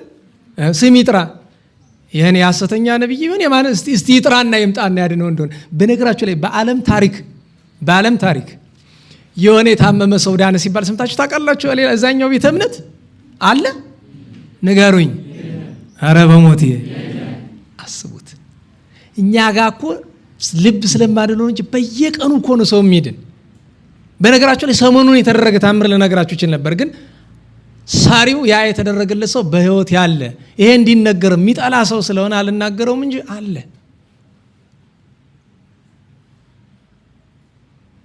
ጎባጣም ይቀናል፣ አይነ ስውር ይበራል።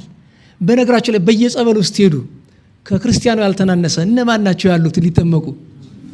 በቃ ለምን ይመስላል? የለም ማዛ እንዴ እግዚአብሔርነቱ የሚገለጥበት አምላክነቱ የሚገለጥበት አንዱ መንገድ ምንድን ነው? ሰዎች ማድረግ የማይችሉትን ነገር በማድረግ ነው አይደለም? ፍጡር ማድረግ የማይችለውን ነገር የለም። እንደዛ ቢያረግ ቢሰራ ምንም የለም። አማራጭ ሲያጣ ምን ትዝ ይለዋል?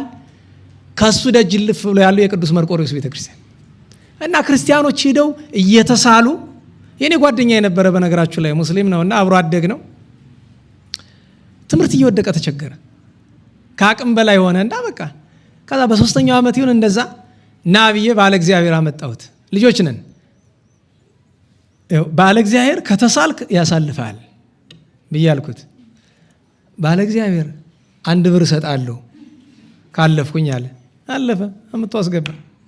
ምን ትለኛለህ እንዴ? በጣም እኮ ነው የሚገርማቸው። 17 ዓመት በሙሉ ሽባ ሆኖ የኖረ ሙስሊም ወደ 17 ሚሊዮን ብር የነበረው ያ ሁሉ ከስሮ ዳ ሆኖ ለሕክምና ለምን ተብሎ ወጥቶ ማለት ነው። የት ነው ዳነ? ባታ ጸበል።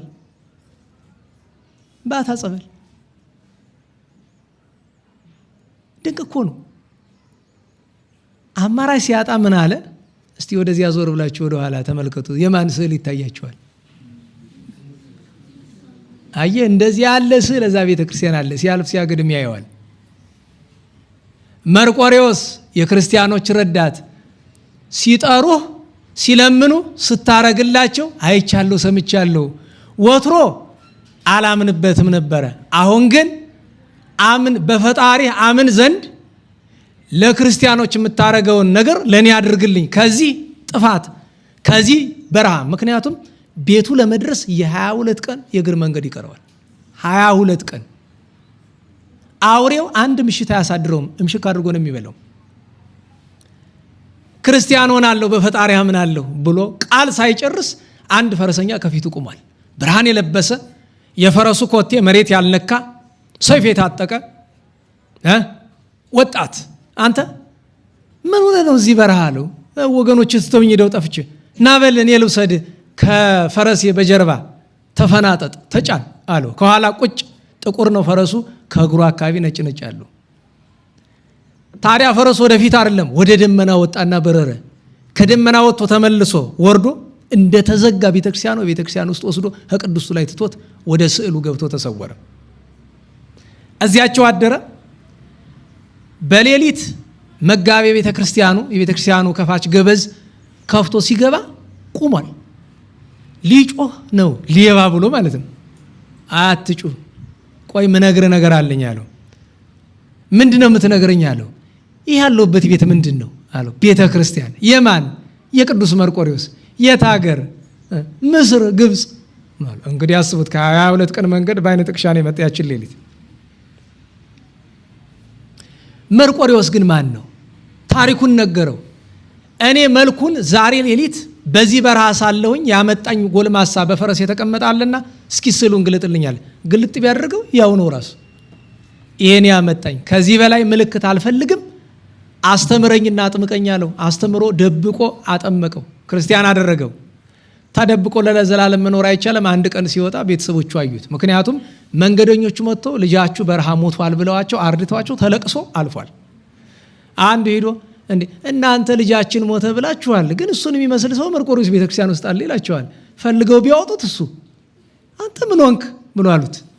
መልሱ አንዲት ብቻ ናት። እኔ ምንድን ነኝ አለ?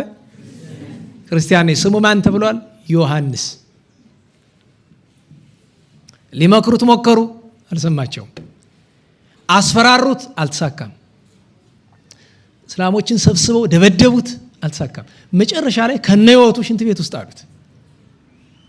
እናቲቱ ግን እናት ግን ምን እምነቷ ሌላ ቢሆንም እናት ናት።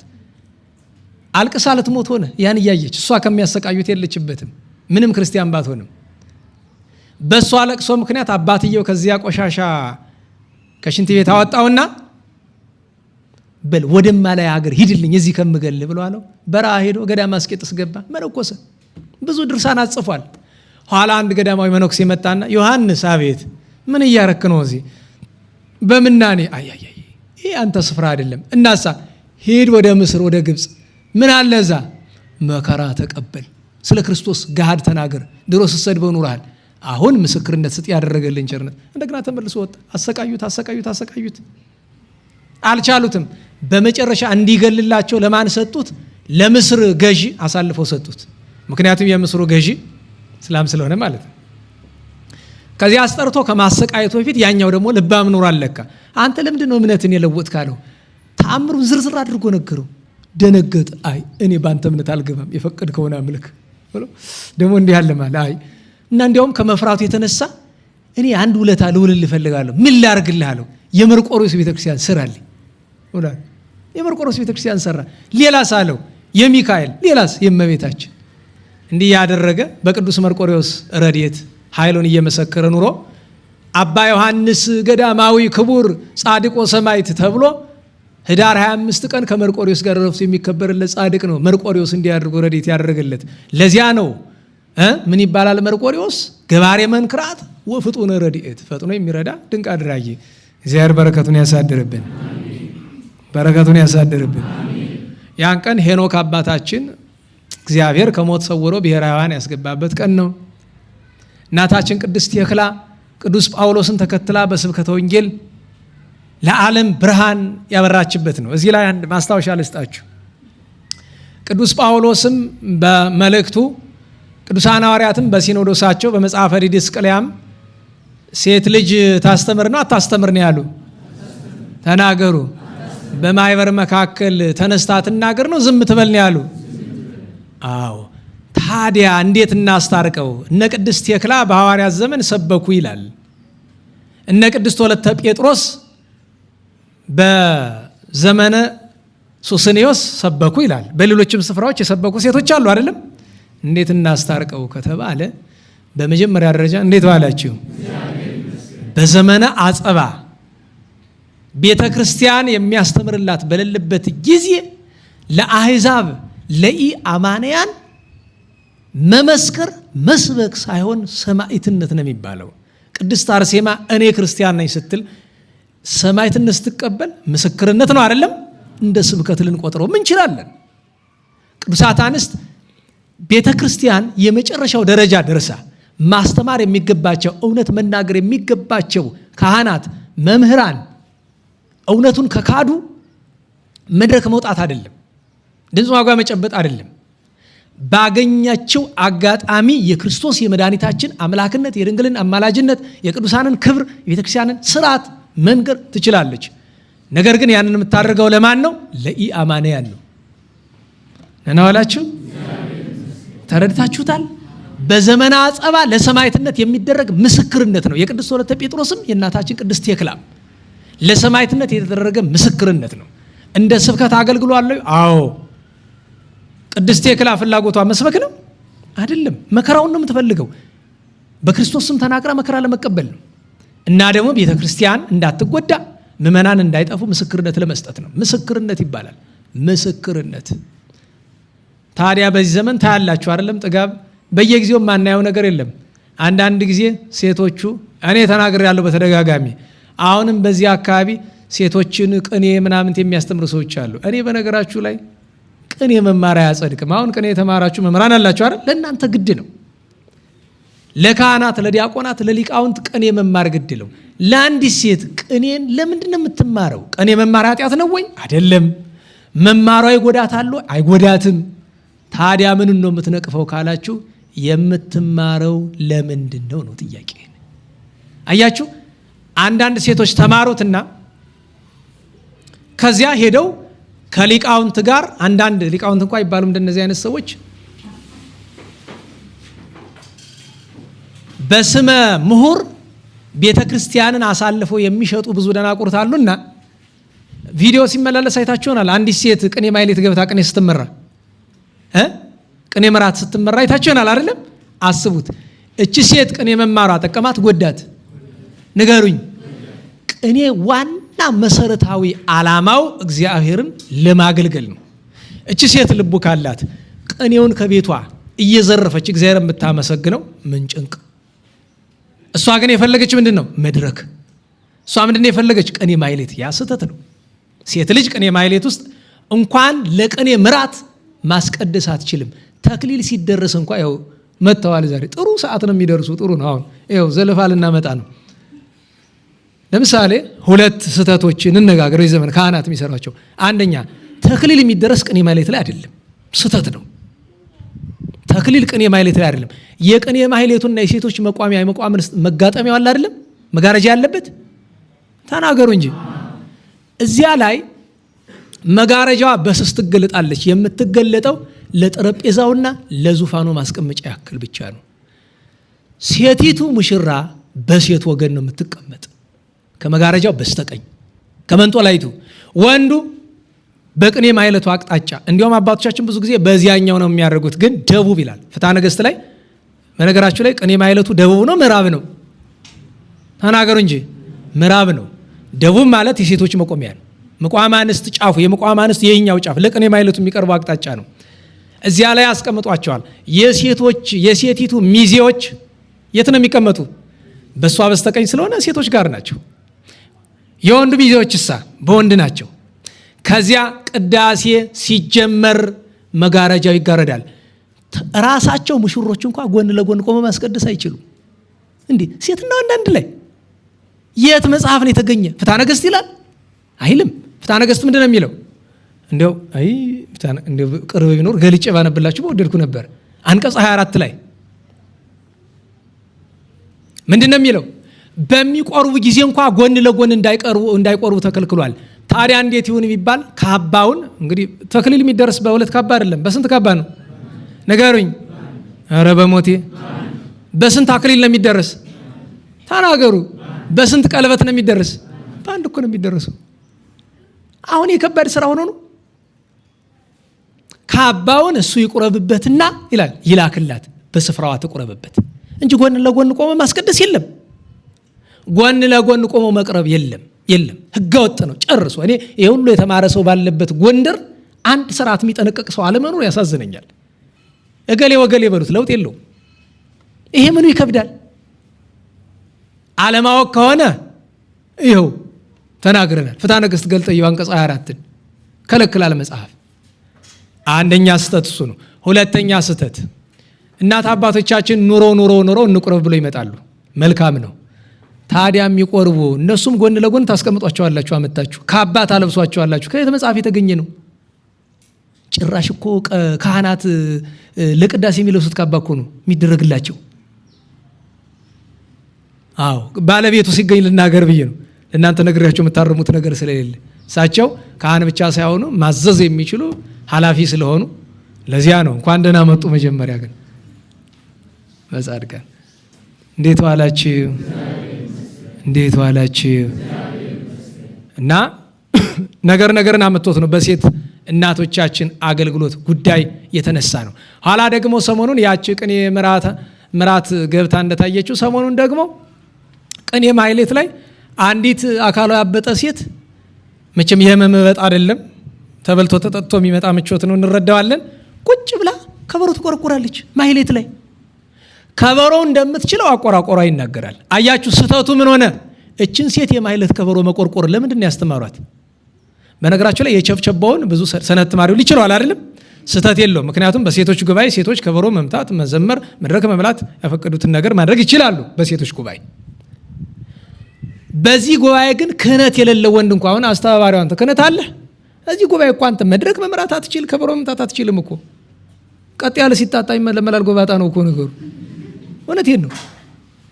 የመታጣት እኮ ነው። ዲያቆኑ በሙሉ ጉባኤ መምጣት አይወድ ሰነፍ ሆኖ ነው እንጂ እኮ ማስተባበር ነው፣ አዳራሽ ማጽዳት ማስተባበር ነው። ክህነት ያለው ሰው ነው እንዲህ ያለ ስራ የሚሰራ።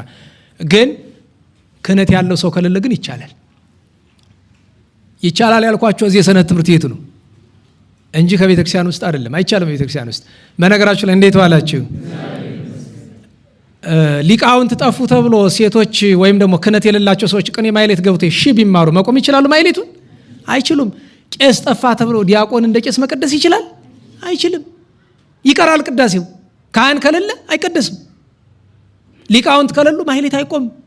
ንብረትነቱ የነሱ ነው። ትእዛዝ፣ አምላካዊ ትእዛዝ የፈቀደላቸው ለነሱ ነው። እና ቅድስት ቴክላን አብስተን ነው በረከቱ አይደርብን። ቅድስት ኢላርያ ቴክላ ወሙጊ እመቤታችን የተገለጠችላቸው ቅዱሳት አነስት ናቸው።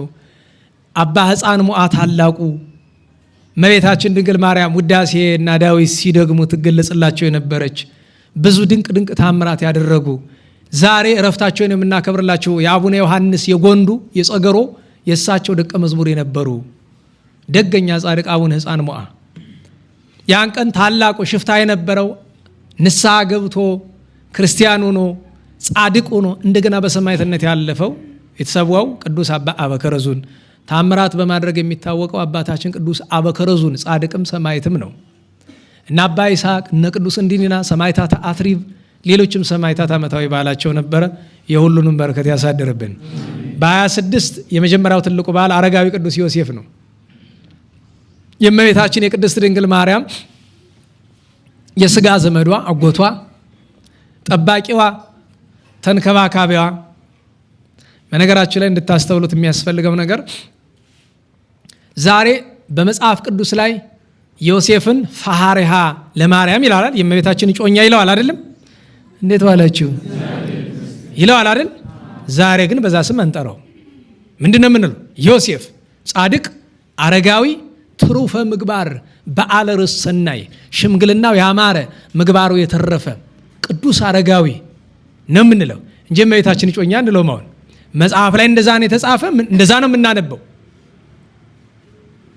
ዛሬ ግን ከዛም ያለፈ ጸያፍ ነገር ጽፈው ከዛ ደግሞ መብታችን ነው ከመጽሐፍ ነው ያገኘነው ምናምን የሚሉ ሰዎች አሉ።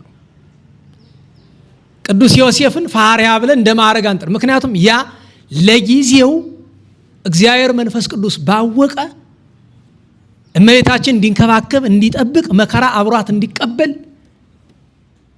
በአባትነት እንዲንከባከብ በአገልጋይነት እንዲታዘዛት ከምንም በላይ ግን አይሁድ እመቤታችንን በደንጃ ወግረን እንግደላት እንዳይሉ የተሰጠው ስም ነው። ጊዜያዊ ስም እንጂ ዘላለማዊ ስም አይደለም። ለስራ ለአገልግሎት ለጊዜው የሚሰጥ ስራ አለ አይደለም? እነና ዋላችሁ? ኧረ እንዴት ዋላችሁ? እንደዚያ ነው እንጂ ለዘላለም ፈሃሪያ ስንል አንኖርም።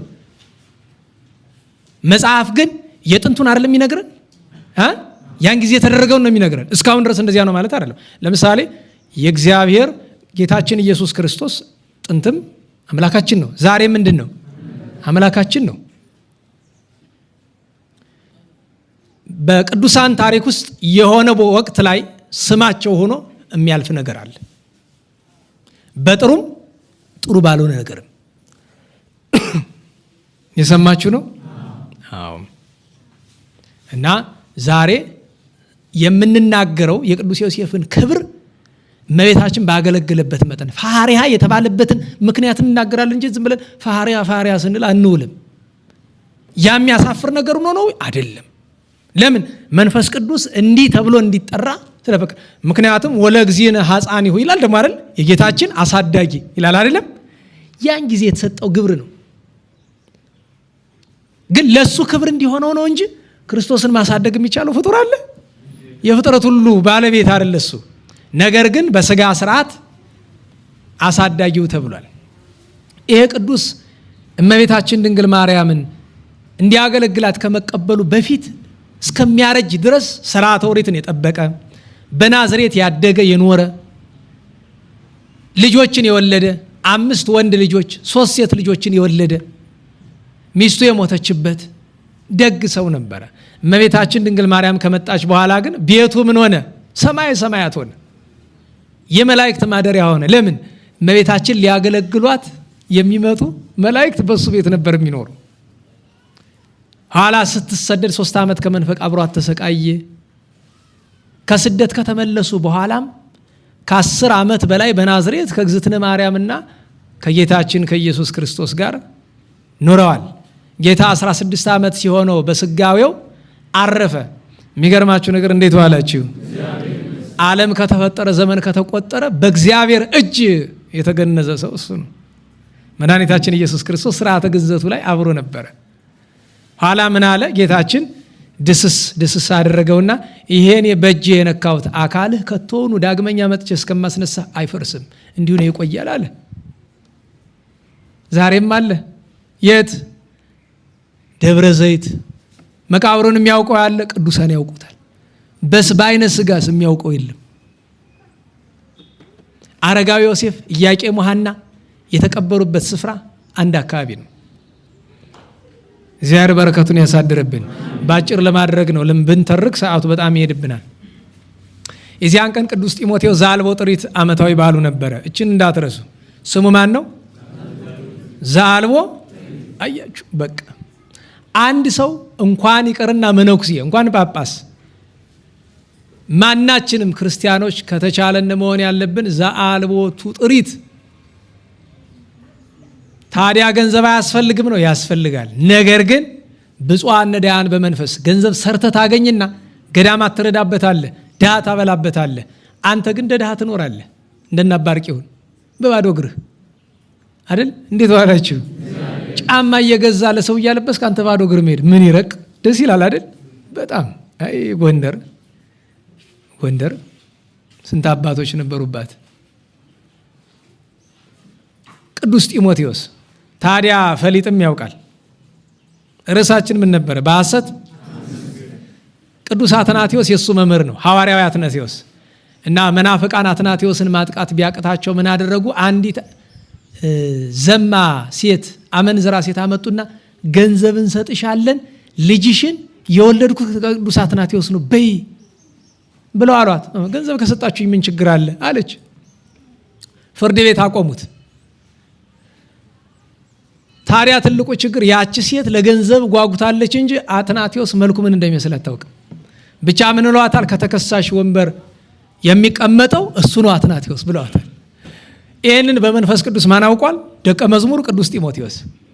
ልክ ክሱ ሲጀመር መምህሬ አለው አትናቴዎስን፣ አቤት አንድ ጊዜ የማሳይ ነገር አለኝና አንተ አትሄድ፣ እኔ ወደ ተከሳሽ ስፍራ ልሄድ ነኛልና ሄዶ ተከሳሽ ስፍራ ቀጥ።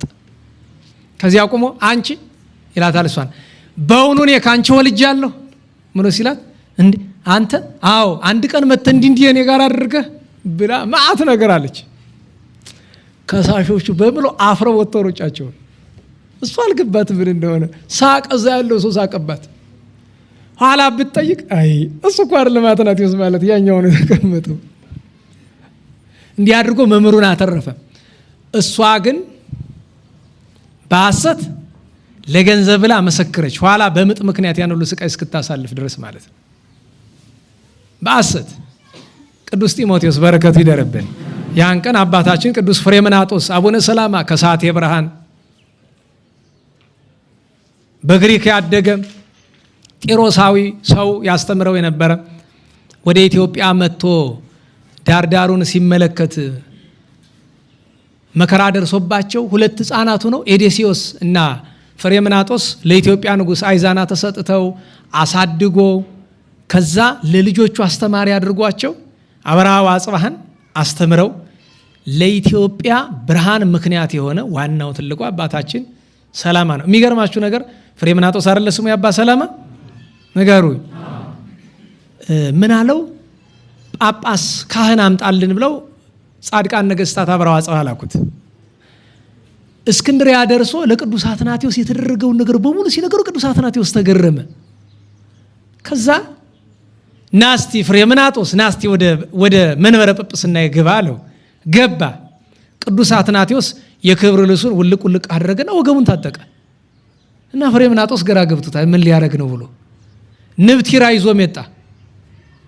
እግር ማጠቢያ ውሃ ይዞ መጣ። ተንበረከከ። ተንበርክኮ አጠበው። ደህና ዋላችሁ። ጌታችን በቅዱስ ዮሐንስ ወንጌል ምዕራፍ 13 ምን ይላል? አንተ ሙሰ ትብሉኒ ሊቀነ ወእግዚእነ፣ እናንተ መምህር ጌታ ትሉኛላችሁ። ወሰናይ ትብሉ ስመ ከማሁ አነ፣ በጎ ብላችኋል። አዎ መምህርም ጌታም ነኝ። ወሶበ እንዘ አነ ሊቀክሙ ወእግዚእክሙ ሐጸብኩክሙ ገሪክሙ፣ እኔ ጌታችሁ መምህራችሁ ሰው እግራችሁን አጠብኳችሁ። ከማውኪ አንትሙኒ ይደልወክሙ ትሕጽቡ እግረ ቢጽክሙ፣ እናንተም የወንድሞቻችሁን እግር ልታጥቡ ይገባችኋል። ብፁዓን አንትሙም መገበርክምዎ፣ ስታወሩ ስትሰብኩት አይደለም ያደረጋችሁት ቀን እናንተ ንዑዳን ክቡራን ናችሁ አላቸው። እግር ማያጥብ ሰው እንዴት ብሎ ክርስቲያን ለመሆን ይቻላል? ነና አላችሁ። አንዲት ሰው ምን አለችኝ? በውጭ ሀገር በአውሮፓ አካባቢ ያለች እንዲህ ሰውዬ እግር ጠቡ ይላሉ ጊዜ በዚህ በካሜራው ምናምን እናያለን። እስቲ ጥቅሙን የማይሆነኝ አለች። ምክንያቱም ከትዳሯ ችግር ውስጥ ገብቶ በጣም ነበር ባሏ ጋር ተጣልታለች። ከዛ አንድ ቀን አለችኝ እስቲ እግር ልጠብ አልኩት እና ግራ ገባው አለች። እሺ አለ። አጠብኩት። ይቅርታ የበደልኩ ያጠፋሁት ነገር ካለ ይቅርታ አልኩት። ተነጋገርን፣ ተላቅሰን ሰላም ወረደ። እዚያ በኋላ ጠብ ይበል ቤቱ በሙሉ ጠቅላላ በቃ ደስ የሚል ሆነ። ኋላስ ምን አለችኝ? እንደገና በጣም የሚጣሉኝ ሰዎች እንግድነት ወደ እኔ ቤት ሊመጡ ነው፣ እነሱንም ላጥባቸው ነኝ። እርቅ ያወርድ እንደሆነ እጠቢያቸው ያወርዳል። አጠበቻቸው፣ ተላቅሰው ታርቀው፣ ይሄው ፍቅር አንድነት ነው፣ ሰላም ነው። እስከዚህ ድረስ እኮ ኃይል አለው። በነገራችሁ ላይ እዚህ በፊት አልነገርኳችሁም? አንድ ጓደኛዬ የሚስቱን እግር ያጥባል። ሰምታችኋል? የማን እግር ያጥባል? ግን ችግር ነው ማለት እሷ በጣም ታስቸግረዋለች በጣም እና ለነፍስ አባቱ ሂዶ ነገራቸው። ከዛ እቤት የምታረገው ምን ነገር አለ? በጣም አታከብረኝም፣ ብዙ ነገር አለ እና አዝናለሁኝ ብሎ አላቸው። ምን ታረጋለህ ሲሉት አይ ማታ ማታ እግሯን አጥባለሁ አላቸው። አይ ወንድ አይደል ራስን ያወረድከው እኮ አንተ ነህ፣ በል ወዲያ አትጠባት፣ ተው ተከበር እንጂ እንደ ወንድ ሁን ብለው አሉት። ከዛ መጣና እኔን ጠየቀኝ። ምን ላድርግ ብሎ አለኝ። ቆይ እስቲ ደጎችን ላናገር ብዬ አጋጣሚ አንድ ቅዱስ ሰው መጡ። ምን ያድርግ አልኳቸው። አይ ካህኑ በበጎ አስበውት ይሆናል፣ ነገር ግን እግር ማጠብ ቢያቆም ትዳሩ ከጥቅም ውጭ ይሆናል። እንዴት? አይ ሀቤታቸው ውስጥ ፍቅር አንድነት የጠፋ እሷ እዛ ችግር ውስጥ የገባች ሀቤቱ ማን ስለገባ ይመስልሃል? ሰላይ ሰናያት እሱ የሚወጣ በምንድን ነው? በትትና ማጠብ ቀጥል ብለው አሉ። እጄ እጠብ አልኩት። አጠበ። 1 ዓመት ታግሶ አጠበ። ኧረ አምሽክ ብሎ ወጥቶ ጠፋ። ኋላ አንድ ቀን መጥቶ ሲነግረኝ ዛሬ በጣም ገርሞኛል። ምንድን ነው ሲለው ካላጠብኩ ሙቼ እገኛለሁ አለችኝ አለ እግርህን። ከዛ ጊዜ ጀምሮ እስካሁን እግሬን ታጥበኛለች አለ። በደስታ ማለት ነው። እንደዚያ ነው። ገብቷችኋል? ቢገባችሁ ለብቻ እንዴት ዋላችሁ? እና አጽበተ ግርጡ ቅዱስ አትናቴዎስ የአቡነ ሰላማን እግሩን አጠበ።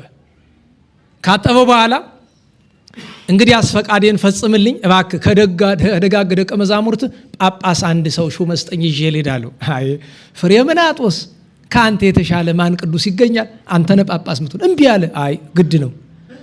ለምን ቢባል ቋንቋውን የምታውቅ አንተ፣ ባህሉን የምታውቅ አንተ፣ አገሩን የምታውቅ አንተ። ለዚህ ምክንያቱም ጌታችን ተናግሯል። የዘራ ፍሬውን እርሱ ቀድሞ ይብላ ብሏል መጽሐፍ አይደለም? አንተን አለው በግድ ሾሞ ቅዱሳት መጻሕፍትን ትርጓሜያትን ንዋያተ ቅዱሳትን አሲዞ ወደ ኢትዮጵያ ልኮት ኢትዮጵያን እየዞረ ብዙ መከራ አሳልፎ ኢትዮጵያን ስላበራ ከሳቴ ብርሃን ተብሏል። በረከቱ ይደርብን። ታላቁ አባታችን አባ ሳሙኤል ዘደብረ ሃሌሉያ ለዲያቆናትም ለኔታም ጥቆማ እንዲሆናችሁ ጸሎት ዘአባ ሳሙኤል ለዛ አይረፈውን የሚለውን የደረሱት አባታችን አባ ሳሙኤል የደብረ ሃሌሉያ ናቸው እንድታውቁት። ደብረ ሃሌሉያ ማለት ወደ ኤርትራ ድንበር አካባቢ ያለ ትልቅ ነው። አቡነ ገብረ መስቀል ዘለጋሶን ያክል ታላላቅ ቅዱሳን የወለዱ የአቡነ አብየ ጊዜ እህት ልጅ ናቸው። አቡነ ሳሙኤል የደብረ ሃሌሉያ ያን ድርሰት የደረሱ እሳቸው ናቸው። ሊቅ ነበሩ፣ ገዳማዊ ቅዱስ ነበሩ። በአርያም ያሉ መላእክት ጓደኛ ያደረጓቸው ቅዱስ ነበሩ። እግዚአብሔር ሁሉንም በረከት ያሳድርብን። በ27 ሐምሌ 27 ቅዱስ አባታችን ሴት የአዳም ልጅ ነቢዩ ቅዱስ ሕዝቅኤል፣ ሐዋርያው ቅዱስ ዮሐንስ እና ሰማዕቱ ቅዱስ አሞን፣ እናታችን ድንግል ቴዎጲላ፣ ኢትዮጵያዊት ቅድስት የቅዱስ ላሊበላ ሚስት ቅድስት መስቀል ክብራ ዕረፍቷ ነበረ። በ28 ሐምሌ 28 በትዳራቸው በበጎ ትዳር የተመሰከረላቸው ቅዱሳን እንድራኒቆስና አትናስያ በአንጾኪያ በሶሪያ ምድር ሲኖሩ፣ በነገራችሁ ላይ ትዳር ውስጥ ላላችሁ ወገኖቻችን በጣም ትልቅ ትምህርት ነው። ተጋብተው ሲኖሩ በጣም ሀብታም ነበሩ። ምክንያቱም እሱ ወርቅ አንጥረኛ ነው፣ ብዙ የወርቅ ሀብት አለው። ታዲያ ሁል ጊዜ እንዲህ ያደርጋል። እኔ ገርመኛል። በረከተ ጦቢት በሉ እስቲ። በረከተ ጦቢት ሲባል ከሰማችሁ ጦቢት የሚያገኘውን ንብረት ከ3 ይከፍለዋል። አንዱን እጅ ለቤተ እግዚአብሔር ይሰጣል፣ ወይም 33% በእናንተ አቆጣጠር 33.3% ማለት ነው። አንዱን እጅ ለድሃ ያካፍላል፣ አንዱን እጅ ለራሱ ይወስዳል። እኛ ግን አስራት እንኳን ከ110% ለማውጣት ስንቸገር እነሱ እንደዚያ ነበሩ። እንድራኒቆስና አትናስያ እንደሱ ያደርጋሉ። ከዛ ማታ ማታ ምንድን የሚያደርጉ እንግዳ ሰብስበው ድሆችን ይሰበስቡና እግራቸውን ያጥባሉ፣ ያበሏቸዋል፣ ያስተኟቸዋል። እንዲህ ያደረጉ ሲኖሩ እግዚአብሔር 2 ልጅ ሰጣቸው። የመጀመሪያውን ልጅ ዮሐንስ፣ ሁለተኛዋን ማርያም አሏት። የወለዱ በ2 ዓመት ልዩነት ነው። ዮሐንስ በተወለደ በ2 ዓመት ልዩነት ማርያም ተወለደች። ለሱ 12 ዓመት ለሱ 10 ዓመት ሲሞላ አንድ ቀን እሱ ከስራ ውሎ ሲመጣ እናቲቱም ተግባር ይዛ ብትገባ ሁለቱም ተኝተዋል። የሆድ መማሟቸው ሆዴን ሲሉ ቆይተው እሱ ገና ቤት እንደገባ ሁለቱም ሞቱ። 2 ልጅ ነው ያለው፣ ሁለቱም በአንድ ቀን ሞቱ። ክርስትና የሚፈትን በዚህ ጊዜ ነው። አስቡት። ምጽዋት ይሰጣል፣ ከ3 1 እጁን ለቤተ እግዚአብሔር ለነዳያን ይሰጣል፣ ይጾማል፣ ይጸልያል፣ ድሃ ይወዳል። ታዲያ ይሄን ሁሉ ስላደረኩልህ ፈንታ ልጆቼ እንደዚህ ማንን አሰበው በዚያ ሰዓት ይላል መጽሐፈ ገድሉ? ኢዮብን አሰበው ይላል አይደለ? ከእግዚአብሔር ስዕል ፊት ሄደና ከጌታችን እግዚአብሔር ወሀበ እግዚአብሔር ነሳ፣ እግዚአብሔር ሰጠ፣ እግዚአብሔርም ነሳ፣ ስምህ ይባረካል። እንባው እየፈሰሰ ልብሱን እየቀደደ፣ እናቲቱ ግን አልችል ብላ ቅድስት አትናስያ ከመቃብሩ ስትንከባለል በዚያ ወራት እነሱ ከሚዘክሯቸው ቅዱሳን መነኮሳት ሰማዕታት መካከል አንደኛው ቅዱስ አባ ዮልዮስ በሕልሟ ተገለጠላት። ለምንድን ነው እንደዚህ ምትሆኛ አላት። በራእይ ነው የሚታያት። ልጆቼ ሙተውብኝ ቀና በይ ይላታል። ቀና ስትል ዮሐንስና ማርያም በገነት ከቅዱሳን ጋር ደስ ብሏቸው አየች። ምን ትያለሽ አላት። ኧረ ለዚህ ነው። ብንን ብላ ተነሳችና አንተ ወንድም ያለችው በነገራችሁ ላይ አንድ ያልነገርኳችሁ ነገር፣ እነዚህን 2 ልጆቻቸውን ከወለዱ በኋላ ለ12 ዓመታት ምንጣፍ ለይተው አብረው አይተኙም ነበር። ንጽህናቸውን ጠብቀው ነበር የሚኖሩ። ሄዳ ነገረችው። ይሄን ላደረገ እግዚአብሔር ምን ወሮታ እንክፈለው? ትምህርት በነገራችሁ ላይ ታስታውሳላችሁ። የዛሬ 4 ዓመት ነው 5 ዓመት የጥምቀት ቀን ተደርምሶ ያወልሶ የሞተ ጊዜ ረሳችሁት? ትዝ ይላችኋል? ከሞቱት መካከል አንዱ የ4 ዓመት ሕፃን እንደነበረ ታስታውሳላችሁ። የ4 ዓመት ሕፃን የኛ የዝክረ ቅዱሳን ተማሪ ልጅ እንደሆነም ትዝ ይላችኋል? ረስታችኋል። አጣጣሚ ሚካኤል ላይ ነበራችሁ ላስታውሳችሁ። ያ እዚህ የዝክረ ቅዱሳን ተማሪ የሆነ ልጁ ሞተ። የሚገርማችሁ ነገር ከዓመት ነው ከ2 ዓመት በፊት የ6 ዓመት ሕፃን ልጅ ከደረጃ ወድቃ ሞታበታለች። በ2ኛው ዓመት ነው ይሄኛው ሕፃኑ ደግሞ እዛ ሄዶ ደግሞ የሞተ እና አንድያውን ጨርቁን ሊጥል ደርሶ ነበረ። ጨርቅ መጣል አይደለም ሌላም ቦታ ያደርሳል፣ በፍረድ አይቻልም። እና መጥተው ሲነግሩኝ ያን ጊዜ ብዙ አልንቀሳቀስም ነበርና እስቲ ውሰዱኝ ቤቱን ምን ወስጄ ሳየው ጭንቅላቱን መቆጣጠሩ ሊያቅተው ደርሷል። እና አንድ ምስጢር ልነግር ፈልጌ ነበረ። እኔ ሀዘን ልደርስ አይደለም የመጣው ምስጢር ልነግር ነበረ። ነገር ግን አሁን ባለ ጭንቅላት የምትሰማኝ አይመስለኝም። 1-2 ቀን ተረጋግተህ ጠብቅ፣ ራስ ላይ ክፉ ነገር እንዳትወስን እምነት እንዳይፈተን ቆይ ታገስ ምነግር ምስጢር አለ። ከተወሰነ ቀን በኋላ አገኘሁትና የሆነ ነገር አወራን። እግዚአብሔር ይመስገን። ኋላ ጉባኤ ላይ ሲመጣ የነበራችሁ ልጆች ታስታውሱ እንደሆነ ከሚስቱ ጋር መጣ። ተነስ አልኩት። ተነሳ። ልጆች ስለሞቱ ይከፋል ደስ ይልሃል አልኩት። እግዚአብሔር የተመሰገነ ይሁን ደስ ይለኛል አለ። ለምን? ነገባው ነገር ስላለ ነው። አያችሁ፣ ሐዘኑን ውጦ እግዚአብሔርን ወደ ማመስገን ተመለሰ። አሁንም መልካም ክርስቲያን ነው አለ። አሁንም አይዋለው እዚህ አይመቸውም አይመጣም እንጂ አለ። መከራ ደርሳ ስታልፍ ነው ሰውን ሰው የምታደርገው። ታዲያ ግን ተመስገን ያሏት ቀን ነው። ለዛ ነው በሰው ሲተርኩት ቀላል ነው። ኢዮብ ስንል ቀላል ይመስላል አይደል? መስማት ቀላል ነው፣ ማውራትም ቀላል ነው። ሲኖሩት ነው። እነዚህ ሁለት ሰዎች እንድራኒቆስና አትናስያ ይሄን ላደረገ ለእግዚአብሔር ዓለምን ትተን እንመንን አሉና ሀብታቸውን በሙሉ ለድሃ አካፍለው ከለበሷት ልብስና ከዕለት ስንቅ ውጭ ምንም ሳይዙ ወደ ግብፅ ወረዱ። እሱ ገዳም አስቄጥስ እሷን ከደናግል ገዳም አስገብቷት መነኑ 12 ዓመት። ከ12 ዓመት ምናኔ በኋላ እሱን ያመነኮሰው ጻድቅ ሰው አባ ዳንኤል ነው። ታስታውሱት ከሆነ የገዳመ ሲሃቱ ስንክሳር ለመጻፍ ምክንያት የሆነው ቅዱስ አባት ማለት ነው። ኢየሩሳሌም ሂጄ የጌታዬን ነገር ልሳለም ብዬ አለው። ሂድ ተሳለም አለው። ሲሄድ ከመንገድ ላይ አንድ መነኩሴ ያገኛል። የት ነህ? ኢየሩሳሌም። አይ እግዚአብሔር አገናኘን እንሂድ። ተሳልመው መጡ። ከዛ ናስቲ አባታችን አባ ዳንኤል ላስተዋውቀ ብሎ ይዞት ይገባል። ሲመጣ አባ ዳንኤል ሁለተኛው መነኩሴ ትክ ብሎ ያየውና ለአባ እንድራኒቆስ እንዲህ ይለዋል። አባ እንድራኒቆስ አቤት፣ ይሄ ከኢየሩሳሌም አብሮ የመጣው መነኩሴ ቅዱስ ሰው ነው። ወደ ሌላ ገዳም ከሚሄድ አንተ ጋር አንድ ባትም አትቀመጡ ይለዋል። እሺ እኔማ ደስ ይለኛል ወድጄዋለሁ አለ። አብረው 12 ዓመት። ከ12 ዓመት በኋላ ያኛው መነኩሴ ሊሞት ይደርሳል። ኧረ አቁርቡኝ ይላል። አባ ዳንኤል ቅዳሴ ቀድሶ አቆረበው፣ አረፈ። ሊገንዙ ልብስ ሲፈቱ የ12 ዓመት ከአባ እንድራኒቆስ ጋር የነበረው ሴት ናት ለካ። ግን መልኳ አይለይም፣ በገድል ምክንያት ጠፍቷል።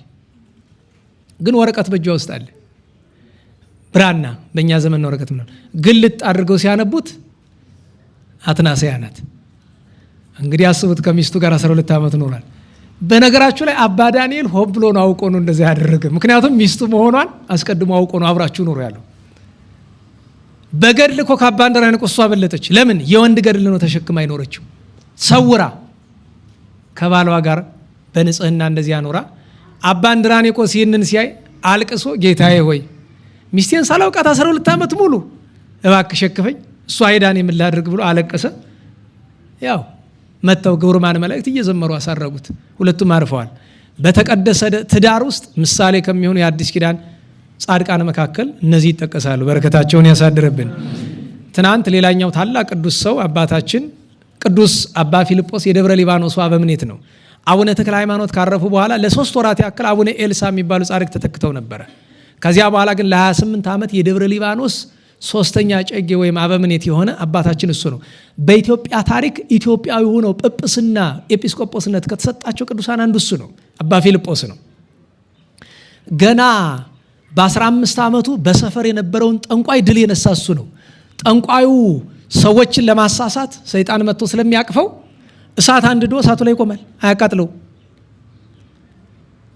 አባታችን ግን ሰኔ ጎልጎታ ደግሞ ሰይጣኑን አባረረው፣ ጠንቋዩ ተቃጥሎ ሞተ።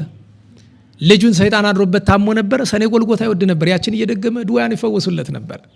በ15 ዓመቱ መንኖ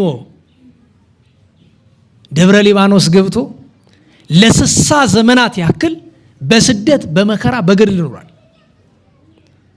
ከተቀበለው መከራ መካከል አንደኛው በወቅቱ የነበረው ንጉሥ የአባቱን ሚስት ስላልወለደችው ሚስት አድርጎ አገባት። የአባቱን ሚስት አልወለደችኝም ብሎ ሚስት አደረገ። ያን ያደረገበት ምክንያት በስመ ካህን በስመ ደብተራ የአባትን ሚስት ካላገባህ መንግስት ይጠፋብሃል ብሎ ይመክሩታል። የኛ ቤት መቼም ዙሪያው ብዙ ጻድቅ አለው፣ ብዙ ጠንቋይም አለው። ዛሬም አለ ብዙ ጠንቋይ። ምንም ተሸፋፍኖ አይሆንም። እውነቴን አለ አውቃለሁ ባይ። የሚገርማችሁ ነገር ገጥሞና ያውቃል እኮ አንድ ሰው መጥቶ አረ ገሌን ተጠንቀቀው አለ። ጠንቋይ እንደሆነ አውቃለሁ በስመ ተማሪ ያለ ሰው። ለምንድን ነው ሲል የሆነ ነገር ሊያደርግ ሰው ጋር ሲያወራ ሰምቼዋለሁ። ምንድን እንደዚህ ናስቲ ነዋላችሁ። ስማ መጀመሪያ ነገር የያዝከው ነገር እውቀት መስሎ ከሆነ ተሳስተሃል። ምክንያቱም እሱን ለመማር 3 ወር 4 ወር አይወስድም። ምንም ቅራቅም ቦዱ እናውቀዋለን። በነገራችሁ ላይ ደህና ዋላችሁ። በጎን ትምህርት አይደለም ክፉንም አይተነዋል። ባንሰራው በቤታችን ዙሪያ ያለውን የጥንቆላ ቅራቅምቦ ባይናችን አይተነዋል። ከጎኔ ቁጭ ብለው ወረቀቱን ብር የሚያደርጉ ምናምን ግን የሚገርም ነገር 2-3 ሰዓት በኋላ ተመልሶ ወረቀት ነው የሚሆን። እሳቱን በምትሃት በምናምን ሲያፈሉ እንደዛ ጠጠር ወደ ላይ ማንሳት አንደረብ ምናምን አሁን እሱ ቁም ነገር አይደለም እኮ። ደህና ዋላችሁ። ትሪክ ነው እኮ ትሪክ ይላል ፈረንጅ። ማጂክ ትሪክ ሲባል ትሰማላችሁ። እንደዛ እኮ ነው። ሰይጣናዊ ስራ ነው። እኔ ልንገርህ እንደዚህ አይነት ነገር ልሞክር ብለህ ብትል በህይወት ላይ ፈርደሃል ማለት ነው። አዎ እንተዋወቃለን። አለቅስ ኧረ እኔ ውሸታቸው ነው ምናምን አይ ነግሬሃለሁ። በቃ አንድ ጓደኛዬ ደግሞ ነበር እንደዚህ ምናምን ሲሉት ከዘራውን ትልቅ የበራሽ ሽመል ታውቃላችሁ ይዞ በሩ ላይ ካንተ ጥንቆላና ከዚህ በትር ማን የሚበልጥ ይመስላል? ይሄን ጥንቆላ የሞላ አናትህን ከሁለት ነው የምሰነጥቅልህ። ጠንቋይ ፈሪ ነው እኮ በነገራችሁ ላይ። ግን ደግሞ አትደፋፈሩ ማለት እንደዚህኛ የምናደርግበት ምክንያት በራስ በመመካት በምናምን አይደለም፣ ስለምንተዋወቅ ነው። አንደኛው እዛ እኛ አካባቢ የነበረው በዚህ በጥንቆላ የሚተዳደር መርጌታ ነኝ ባይ አንዲት ሴት መጣ ትሰድባለች። ዝም ብላ ሰዎች ኧረ እባክሽ ተይ፣ ኧረ በጭራሽ መሳደብ። ከዛ ምን ይሏታል? ኧረ እባክህ እንደዚህ ያለ ነው ምናምን ብሎ ሲላት አንተ ምንም አትችልም ውሸት ነው ምናምን አለች። እንግዲህ አስቡት፣ በመንፈስ ቅዱስ ተመክታ አይደለም አትችልም። አዎ አልችልም ችግር የለውም ብሏት ሄደና 30 ደቂቃ ቢቆይ ጥሩ ነው።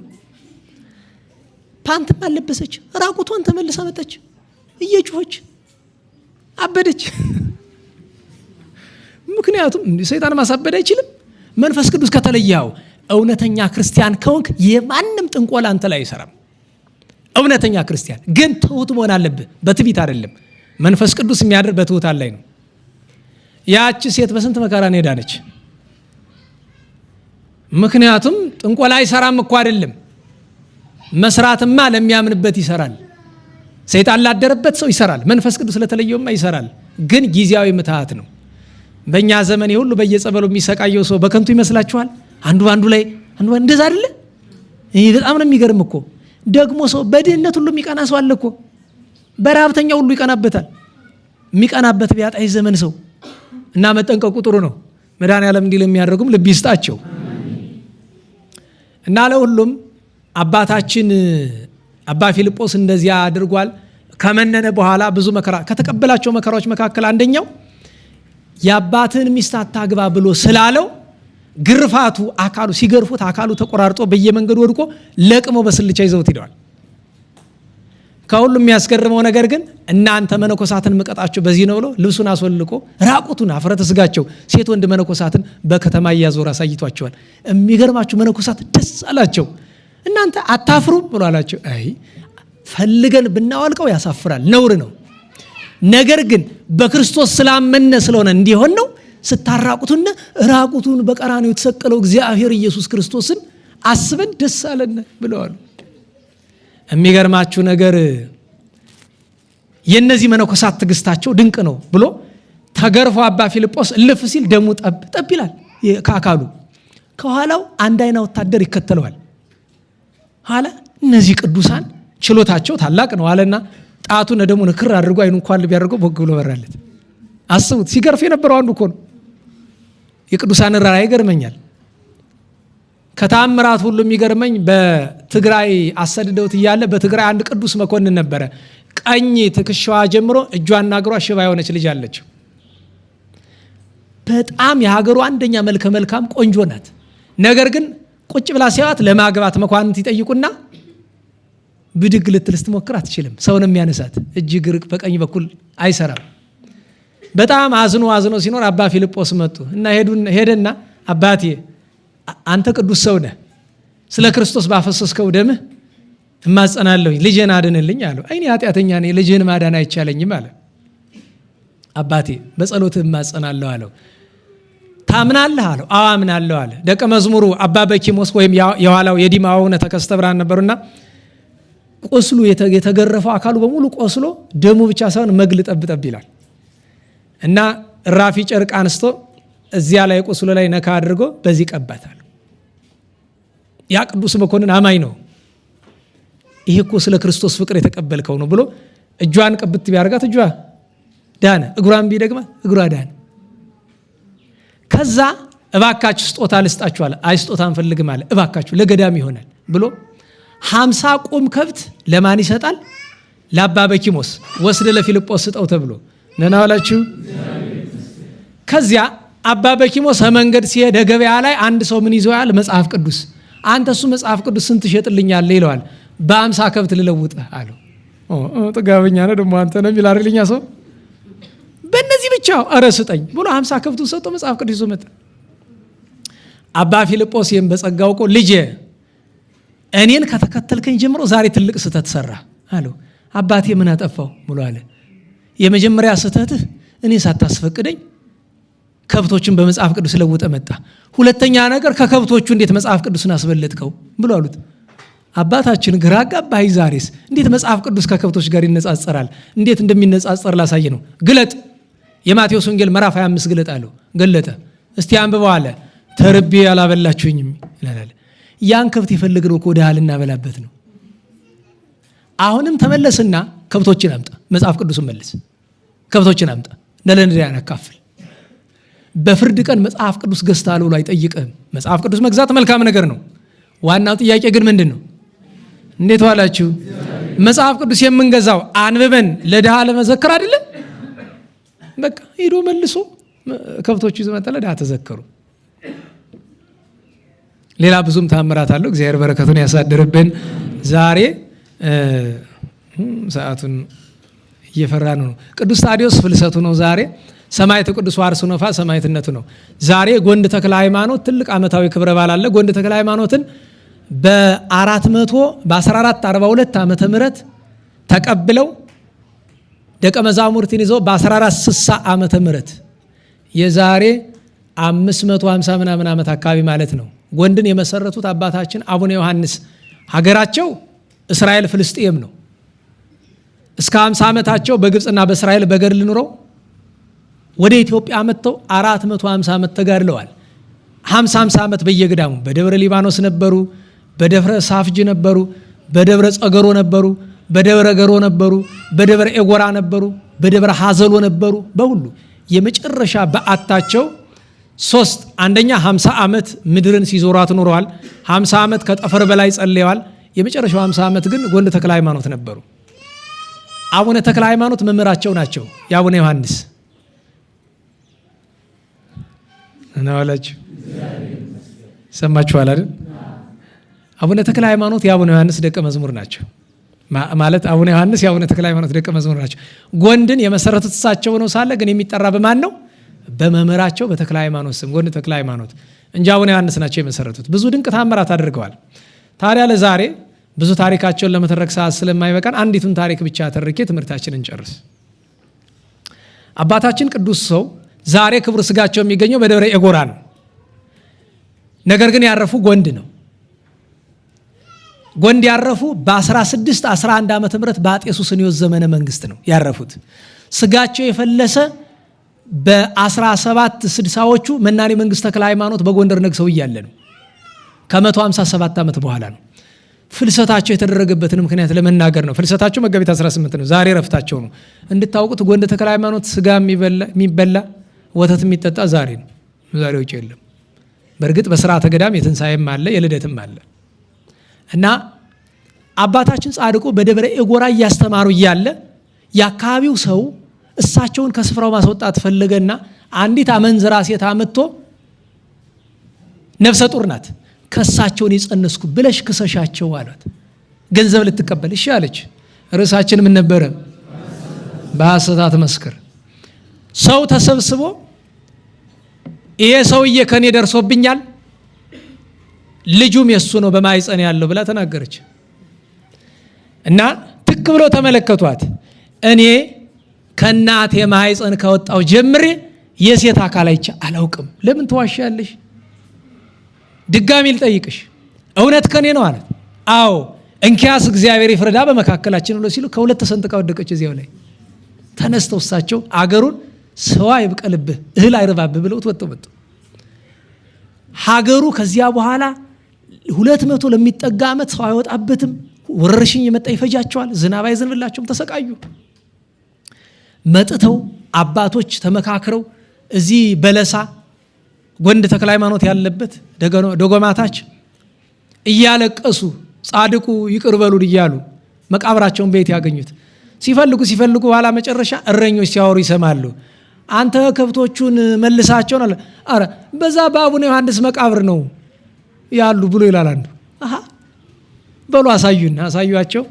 ስጋቸውን አፍልሰው ሄደው እዚያ ቢያስገቡት ያ ሁሉ መከራ ቀጥ አለላቸው። ጻድቁ ዛሬ በደብረ ጸገሮ እና በጎንድ በጣም ይከበራሉ።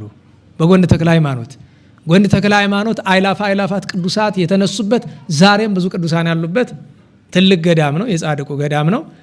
በሐሰት በመስከር ዛሬ አንዳንዶቻችን ስንዋሽ እንደዚህ ስንጥቅ ምንል ቢሆን ኑሮ ትንሽ ሰው ይገሰጽ ነበር። ታዲያ በሐሰት ስለመመስከር ለምን መናገር ፈለግ ካልኳችሁ እንዲሁ ባካችሁ ቅድም አንድ ሰው የሆነ ጥያቄ ጽፎልኝ አየሁት። ውሸትና ማስመሰል እንዴት ላቁም የሚል ማለት ነው።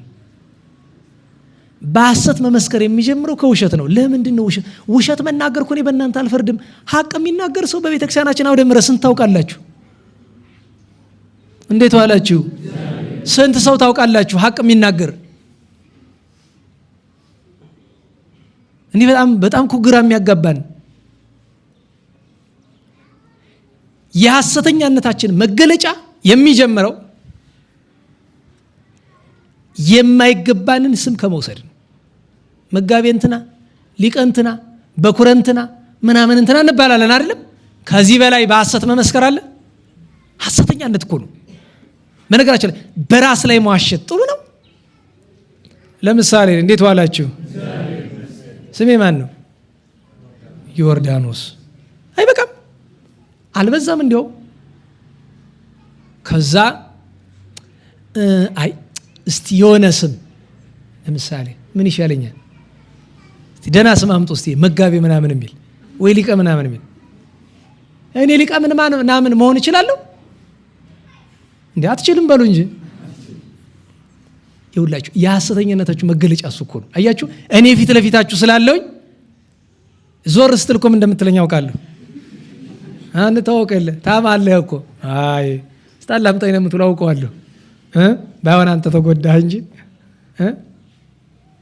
ታው እንተማማለን እኮ ሰማለሁ። አንዳንድ ጊዜ ሰማለሁ ስለ ደግሞ ያው መቼም ያወራው አይቀርም እንደዚህ እያሉ ነው ይለኛል። መጥቷኑ ደግሞ ተው እባክህ።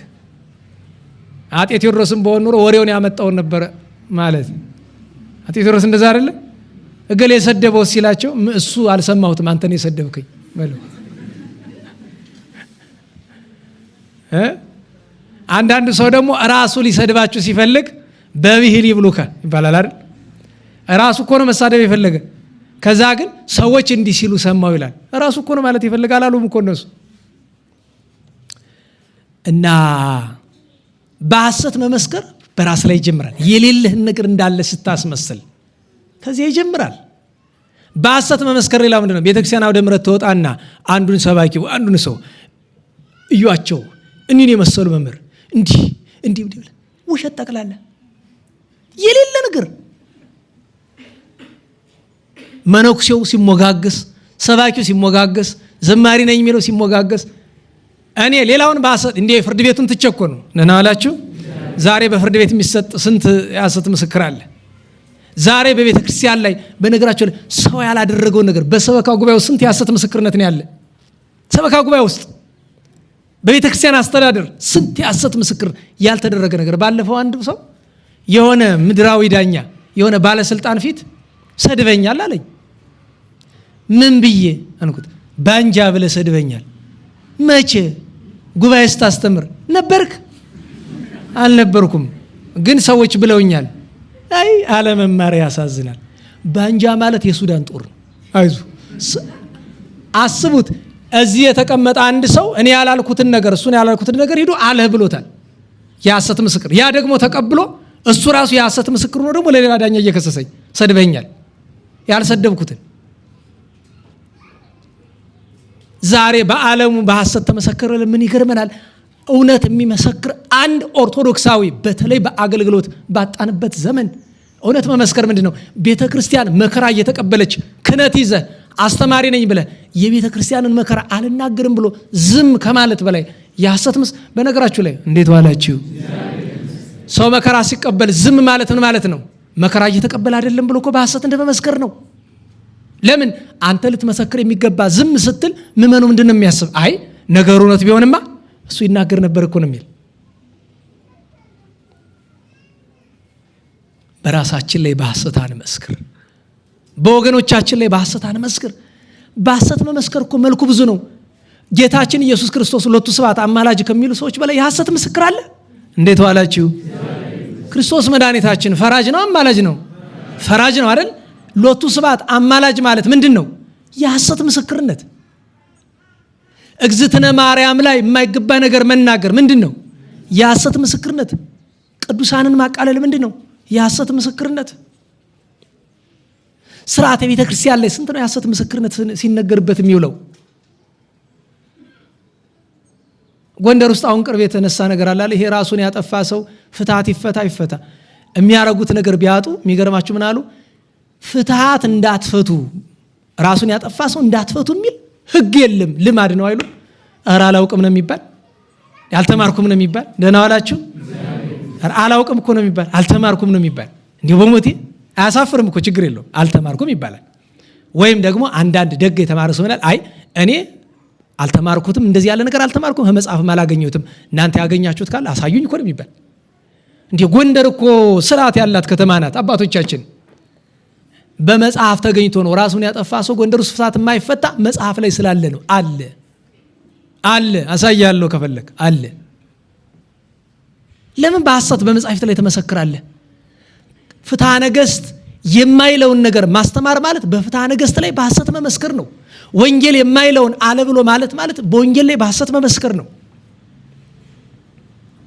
እና በእውነቱ መድኃኔዓለም ከሐሰት ምስክርነት ያውጣን። በሐሰት አንመስክር፣ ራሳችንን እንወቅ። የእግዚአብሔር ቸርነቱ የእመቤታችን አማላጅነቱ አይደርብን። አጭር መልእክት ትኖራለች፣ እሱን ስብሐት እንበልና እሱን የምነግራችሁ ይሆናል። ሁላችን በያለንበት ለምስጋና እንነሳ።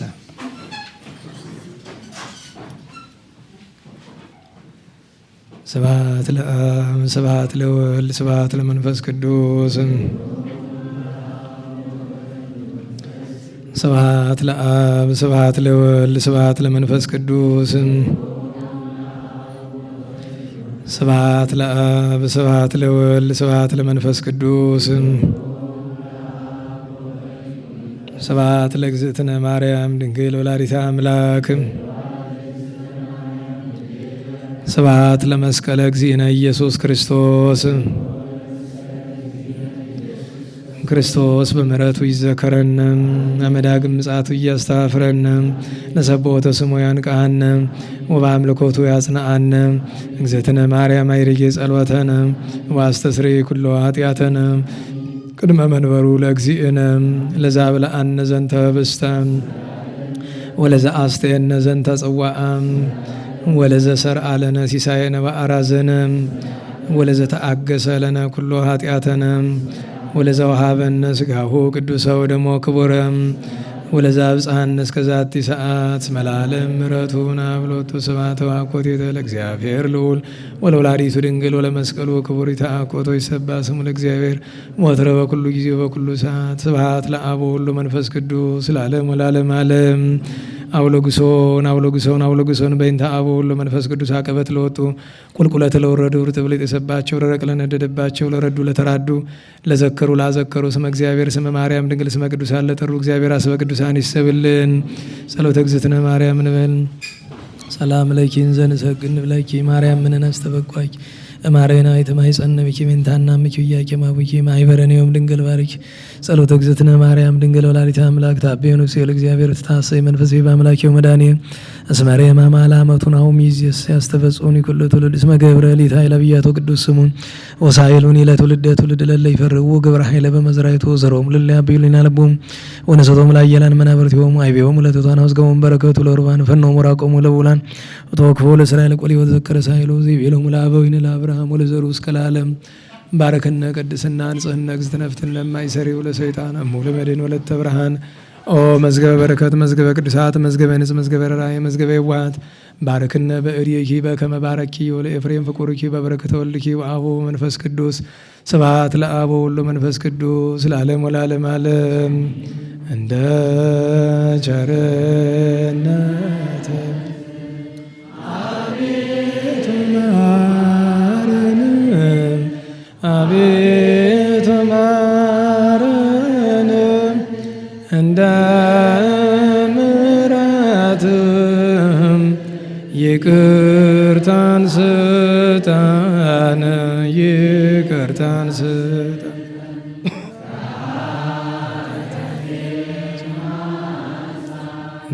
ከክፉ በደል ከብዙ በደል ለዚያች ክፉ ኃጢአት እንዳልሆናት ሎሌ እንዳልሆናት ሎሌ እኔስ አበሳዬን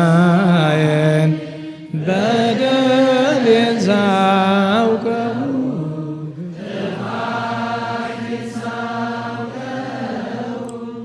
ከቶስ የሚያድነኝ ቸርነት ነው፣ በጎነት ነው። አንተን ብቻ በደልኩ ክፉም አደረግም፣ ክፉም አደረግም። አሁን ይቅር በለኝ ከፊት ወደቅም፣ ከፊት ወደቅም፣ ከፊት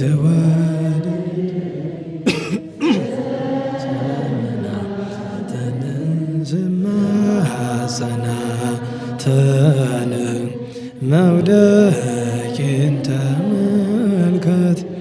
አምላከ ብርሃን አምላከ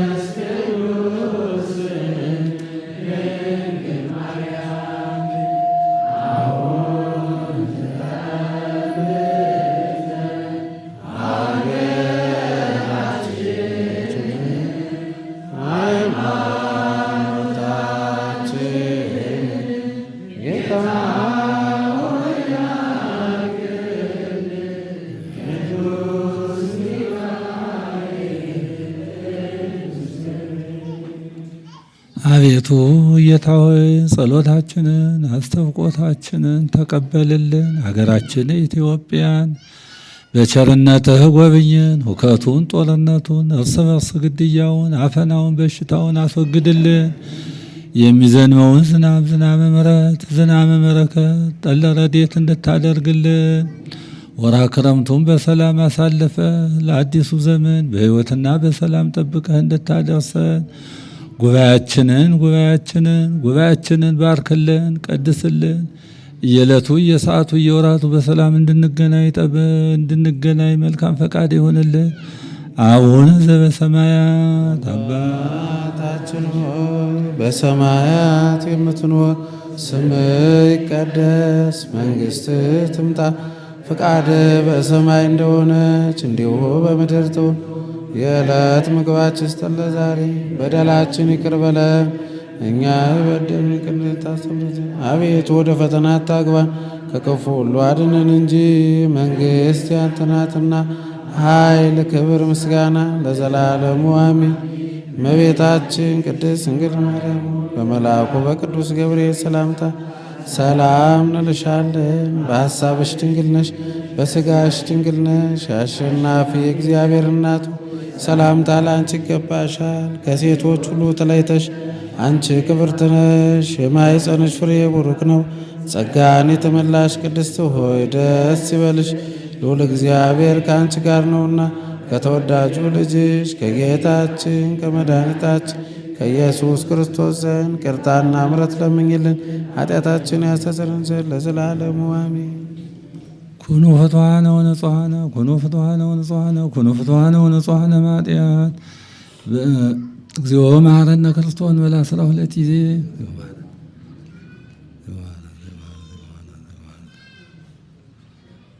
በዛለፈ ስርየት ወበዘይመጽእ ኩኑ ፍቱሐነ ወንጹሐነ ማጥያት ከማሁ በእንተ እግዝእትነ ማርያም በላ 12 ጊዜ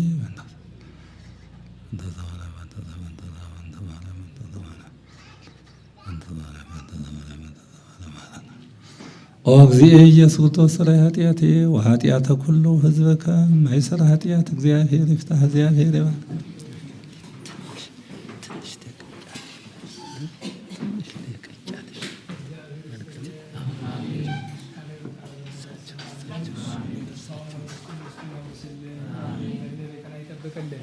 አጭር መልእክት አለ። እሺ አጭር መልእክት እኔ ላድርስና እሳቸው ይናገራሉ። አጭሩ መልእክት እንግዲህ ፍልሰታ ዓርብ ትገባለች ከነገ በኋላ ማለት ነው። የሌሊት ሰዓታት፣ የጠዋት ኪዳን ታምር፣ በአንዳንድ አድባራት ስብሐተ ነግ፣ በአብዛኛው አድባራት ደግሞ ቅዳሴ ማርያም ትርጓሜ አለ። ከዚያ ቅዳሴ አለ። ከዚያ የከሰዓት ምህላ አለ። ከነዚህ ሁሉ ጋር ግን አደባባይ ኢየሱስ ጃን ተከል ዋርካ ደመ ሰማዕታት ላይ የሚደረግ ምህላ ታውቃላችሁ አይደለም? እንዲህ የምትችሉ ከአቅም በላይ ካልሆነ እንዲያው ባካችሁ ብዙ ልነገራችሁ ማንሻው ነገር አለ። ግን ያን ምህላ ጥቂት ሰዎች ናቸው ይዘውት ያለ። የጎንደር ሰው ኋላ ቢጎዳ ምክንያት የለውም። ለምን? መዳኛ ተብሎ ያ ምህላ ለሁላችን እንኳን ለጎንደር ለሀገር ለዓለም መትረፍ የሚችል ነውና እዚያ ምህላ ጧት ሲሆን በዘላቂነት ባይቻል ግን እችን 16 ቀን አደራ ብለዋቸዋል አስተባባሪዎቹ። ይህንን ያደራ መልእክት እንላለን። በተረፈ ያው የፍልሰታ እዚህ የረቡዕ ጉባኤ ምንጊዜም አይቋረጥም። ግን ተከታታይ እዚያኛው ጉባኤ ያለን የፍልሰታና እሱንም የሚቻላችሁ መሳተፍ ትችላላችሁ። ስለ አድርሽኝ ስለምን ሰዓት ስለሚመሽብን እዚያው በመደበኛው ጉባኤ ላይ የምንነጋገር ይሆናል ማለት ነው። ከዓርብ ጀምሮ ያው ሰው ስለመሸበት አጭር ከሆነ ይንገሩ። እንደምን ዋላችሁ። መምህራችን ሲያስተምሩት ከነበረ ላይ ነው ስለ ሥርዓተ ተክሊል። ለምሳሌ እኔ በሕይወቴ ዛሬ በ1972 ዓመተ ምህረት ነው ጋብዤ የፈጸምኩ። በዛ ሰዓት ሳገባ በዚህ እንዳሁኑ ማህሌታ ላይ አይደለም ያገባሁበት ደብረ ምሕረት ሰነቲ ሚካኤል በጣም የታወቀ እነ ይንታ ክቡር የተማሩበት መምህር ሆነው ያስተማሩበት እነ ይንታ ፍስሐ ልደታ ታውቋቸው እነ ይንታ የተባረቁ ቁስቋም ከዛ የተማሩበት ትልቅ ቦታ ነው። በዛ በኋላ ግን እኔ ያው የእንታ ሲያስተምሩት በነበረ በዛ ቦታ ነው እና እንደዚህ ማህሌትም አይደለም ምንም አይደለም። እንደዚህ ሸብ ይሄ ሁሉ ነገርም የለም። በስርዓት ብቻ ነው። ወተን እንኳን በአውደ ምሕረት ዘምሩልን እልል በሉልን የለም። ሙሽሮቹ ሰው ከወጣ በኋላ ነው የሚወጡ ተብለን እዛ ቆይተን ሰው ቤተክርስቲያኑ እስከሚሰናበት ቆይተን ከዛ በኋላ ነው ተነስተን ወደ ቤታችን ይሄን እና እንዲህ ያለ ስርዓት ነበር ሁልጊዜ። አሁን በመድረክ ላይ የሚነገረው ሁልጊዜ ምን ይመስለናል? ይሄ አዲስ የመጣ ነገር ይመስላልና አዲስ የመጣው ይሄ ሆ ማለቱ ነው። ይሄ የነበረው ስርዓት ግን በስርዓት እንደዚህ ብለን የቆየች መልእክት ለማስተላለፍ ነው። እግዚአብሔር ስማችን በሰላም ያስፈጽመን፣ ጉባኤያችን ይባርክልን፣ ያሰነትልን። እግዚአብሔር ይስጥልን፣ ቃለ ሕይወት ቃለ በረከት ያሰማልን፣ ለተስፋው ለርስቱ ያብቃልን። አስቡት ከ46 ዓመት በፊት በ72 ዓመት ጥንት ስርዓቱ እንዲያ ነበረ ነው። ምስክርነቱ አይታችሁታል። የትናንቷ ቤተክርስቲያን እንዲነበረች። ይሄ ዘመን ስርዓት ጥሰቱ ዘመን የወለደው ነው። ይሄ ምስክርነት ተግባራዊ ትምህርት ነው። በእድሜ በጤና ይጠብቅልን፣ አስጀምሮ ያስፈጽመን። ቸሩ መድኃኔዓለም እንቅፋት ሳይመታን እሾህ ሳይወጋን ኃጢአት ሳይሰለጥንብን በደልም ሳይገዛን የብርሃን መላእክት በፊት በኋላ በቀኝ በግራ እየጠበቁን ለጊዜ ወደ የቤታችን ለፍጻሜው ተስፋ ወደምናደርጋት መንግሥተ ሰማያት ከተከፈተች ገነት ከተነጠፈች ረፍት ከአባቶቻችን ርስት ሁላችን በሰላም ያድርሰን። ስብሐት ለእግዚአብሔር ልዑል ወለወላዲቱ ድንግል ወለመስቀሉ ክቡር ጾሳይል አሜን።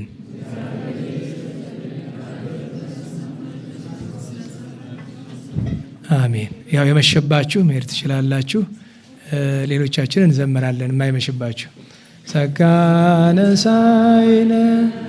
ወሕይወተ ረከብነ ጸጋነሳይነ ወሕይወተ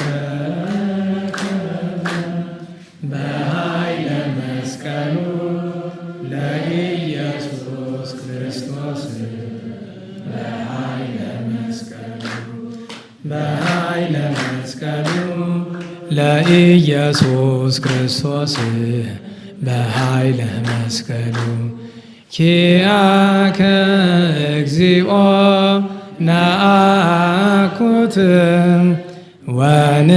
ወንሴብሐከ እግዚአብሔር ኪያከ እግዚኦ ነአኩት ወንሴብሐከ እግዚአብሔር ጸጋን ተቀበልን ሕይወትን አገኘን ጸጋን ተቀበልን ሕይወትን አገኘን በመስቀሉ ኃይል ለኢየሱስ ክርስቶስ በመስቀሉ ኃይል በመስቀሉ ኃይል ለኢየሱስ ክርስቶስ በመስቀሉ ኃይል አቤቱ አንተን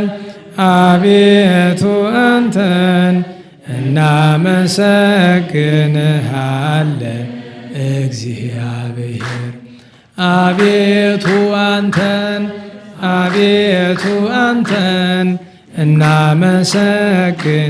እናመሰግንሃለን እግዚአብሔር። ሰላም ያሳድረን።